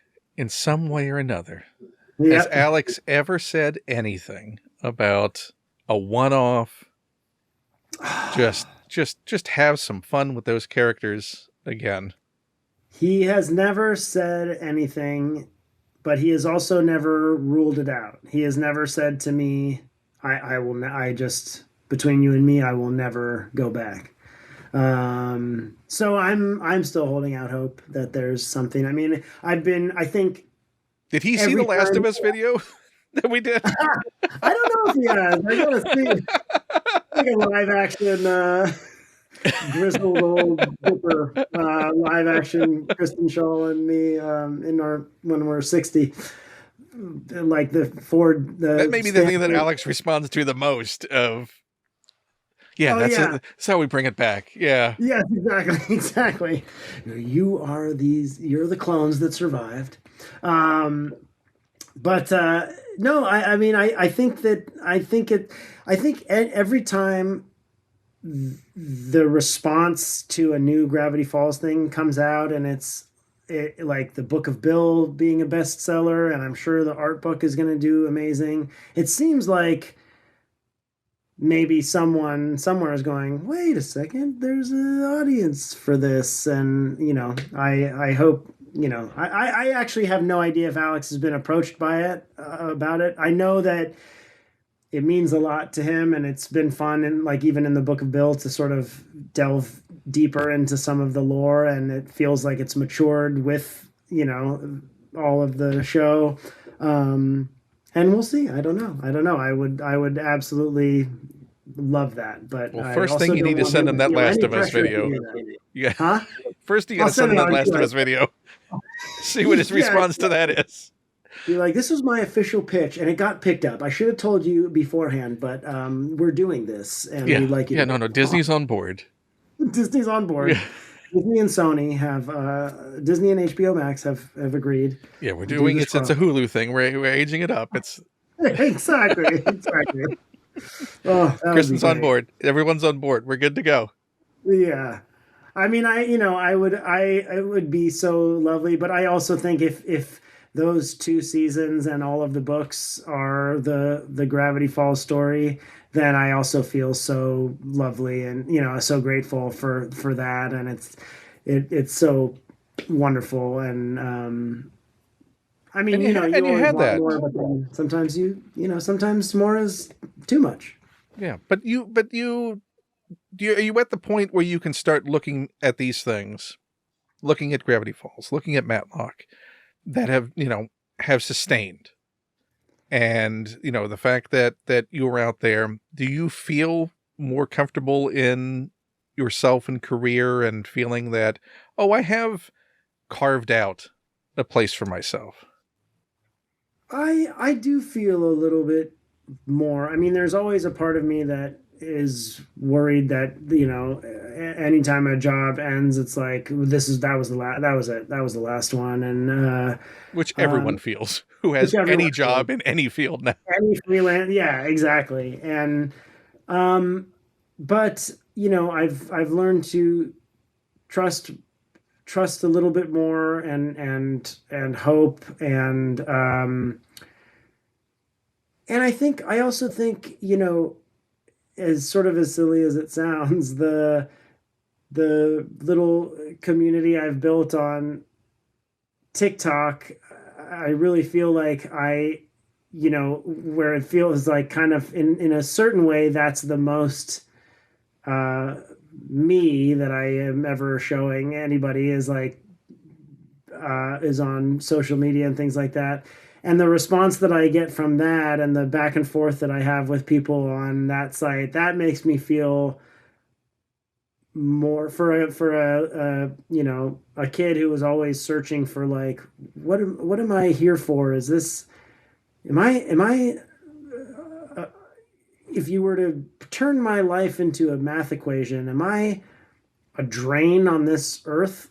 or am I making the people around me a little happier or a little worse? It was a weird thing that I know that human life, that's not how I think about anybody else. But for myself, it was like this this very strange feeling of like, it was very easy for me to feel like I am just sort of taking up space or something like that, or Am I a presence here? Yes, yes, exactly. And I think people being so nice to me on social media and having that back and forth has really um,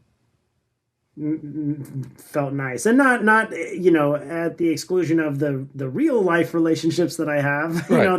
That's the main thing. That is, it's very easy to be all polite with each other on social media, but a real friendship and relationship is more complicated. Those I've gained the most from, but it has felt nice to read certain comments that people leave that I think people will just write some little thing, and I don't know if they even know how much it means to me, and on the other side, how devastating it is when someone writes something cruel. I really can't take it. I'll dwell on those comments. Oh my God. Jeez. Yeah, but what exactly did they mean by that? Could I be exactly, misinterpreting how awful this sounds? I know, exactly. Also, someone took the time in a finite life to I know. prioritize being just a jerk. Me down a couple notches. Yeah, I know. It's really, it's definitely. But I think it's not because it was that important, but it's because they're that small and really need to find other outlets. Yes, that's to true. focus on in life. I will say that for the most part, whenever I've seen not like the kind of like okay comments, but like the truly cruel, like designed to stick in your craw until you leave this earth, those kinds of cruel comments, I always will go and look at that person's profile and try to find other comments that they've made, and usually it's all just the worst, meanest stuff, and then it's easier to just go, oh, this is just your thing. Yeah. And what a way to live a life. I know. I think about that too, because and then that's the other thing is I felt your presence for 1 second and it was awful, but you can't escape that toxicity. I mean, I hope you can figure out what's behind that anger and that cruelty. Why this needs to be a focus in your life. Yeah, and I do hope they do, because sometimes you see something and you go, gosh, what's what's underneath this? But anyway, I mean, you hope for the best, but I'm again just as an observer and as someone who's known you now for a few years, I'm always delighted to see when you pop up in things. And I'm like, oh, look, he's out. Look, he's doing good work. Oh, like and I know he's a good guy. So this is fun. This is enjoyable to see that success and the Matlock thing. Because obviously all are mutual friends. So like, Hal and I will talk like, isn't that great? It's great that Jason's getting good stuff, and he's so good. Man. He's so good. He's so much fun. And then it makes us miss the times that we don't get to hang out and play. And the fact that we've never been in the same room together. I know, that I cannot believe. So the weirdness of the times we live in. Absolutely. So the pandemic times. But we shared so many great trivia. We did. In a weird time. In a very weird time. So one way or another, this will happen. Exactly. But thank you for being on the show and doing this. And hopefully it's been an interesting and informative time for you as well to take this. Yes, absolutely. I mean, some of the stuff I didn't even sort of realize the meaning of until we kind of started going through it. And then I was like, oh yeah, that is what that's about. Well, you need to get that string on that bass. I do. Here's the main takeaways for this show. We need to get a holiday Matlock cast dance off. Yes, absolutely. Together. That's priority. We need to get that bass string put on there, and you and AG sit down and jam. Absolutely, we need to do dueling banjos. Yeah, that needs to happen. We're gonna find a pristine version of that hat. We're gonna track down the history of it. Oh my god! If we are able to do that, that will be a true. So miracle. I need you to post when this goes up. We need a clean shot of how it looked. I will. I'm going to find one way or another. We will find. Oh my god! That thing, and then we'll make the most beautiful, touching documentary you ever did see about this hat. And when that Gravity Falls book comes out, I'm going to need you in full Dipper outfit dancing to the Gravity Falls theme on TikTok. Oh, I could do that. I could definitely do that. I'm surprised I haven't done that yet. I'm shocked as well. So now all these gauntlets have been thrown down. All these things need to happen. They will.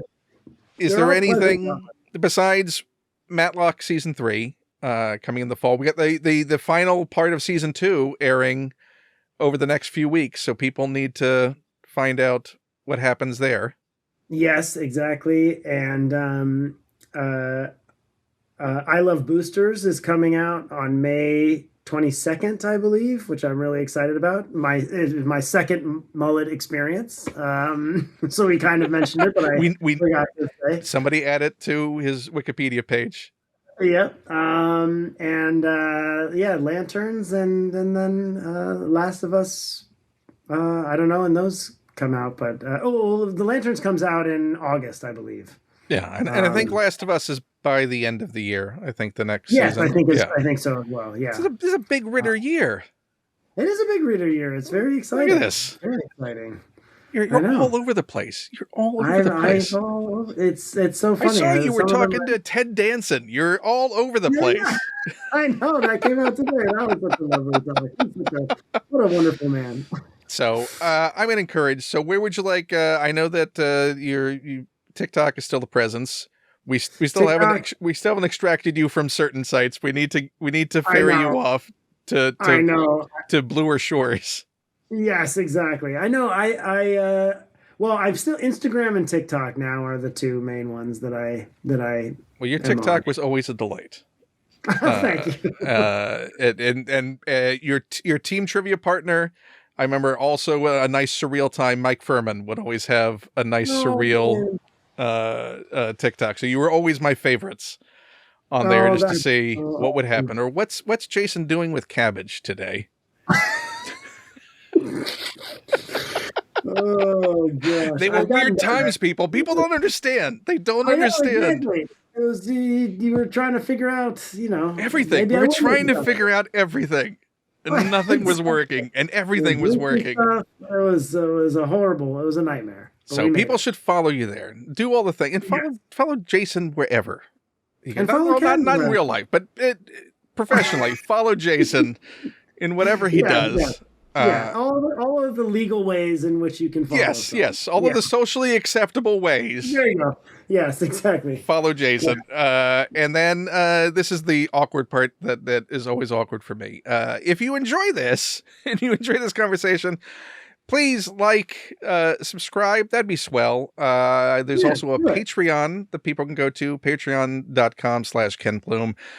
At even $1, you get access to everything that's exclusive on there. I'm putting up archive interviews that I did many, many years ago with folks that never ran. Trivia shows that done at conventions with wonderful folks and odd moments are all up there for people. Please support that stuff because your support makes it possible, and that'd be swell. And you can follow me on Blue Sky at Ken Plume and the rest of the stuff that goes on that. Instagram, Ken Plume. I post weird, fun videos there, but mainly subscribe to the YouTube and the Patreon, and that would be neat. And this is so awkward, and it's very hard to bring this to a close. I try. You know what? I'm not a professional like you are. I was only in 42nd Street in high school, and it was a horrible performance. I was Abner Dillon, the kitty car king, and the sugar daddy of the show. Who? Oh my! I wish do you have a video of that, buddy? Oh, I do. I'll send you the video. I'll send you my. I was not a singer, not a dancer. heavyset kid, and being told, okay, you're going to have a solo in one of the most iconic musical numbers, Lullaby of Broadway. And you're going to be on a platform and you have to participate in the kick line that ends it. That is so precious. I cannot wait to do that. And speaking to your thing about challenges, that was on a dare with a friend. Like, well, if you go audition, I'll audition. And then you didn't realize the theater department is hungry for people. And who dropped out 2 weeks into the production? The person I made the bet with. Oh my God. And then so I'm putting chorus, and then the actor who had been through the theater, this is my senior year, who had done all the shows, was upset that he got that role and not a larger role, and decided to drop out. And I was the understudy because we're never going to have to put him in because we have this established guy suddenly elevated. My gosh. So I will send you. And now you have this video. I will send you the. Yeah, this is what I'm doing now. This is it. This is my major accomplishment in life. I'll send you the video. You will enjoy the heck out of the VHS quality 1995 Jacksonville High School production. Oh my gosh! 42nd Street with the decision to do full Broadway choreography. Gosh, which just goes to show that maybe the choreographer really wanted to prove something. Oh my God. I cannot wait. So there we go. So thank you, Jason. You know what? All right. We're going to dipper it up. Thank you, everybody, for watching Just a Few Things. Jason, thank you for being here. And we're going to do the awkward wave to everyone as I look for the stop button and say goodbye. Bye-bye. I'm trying to read. It's got my left hand. I should wave with the left, and then I can go to the right to go, say, and then, oh no, there's the stop.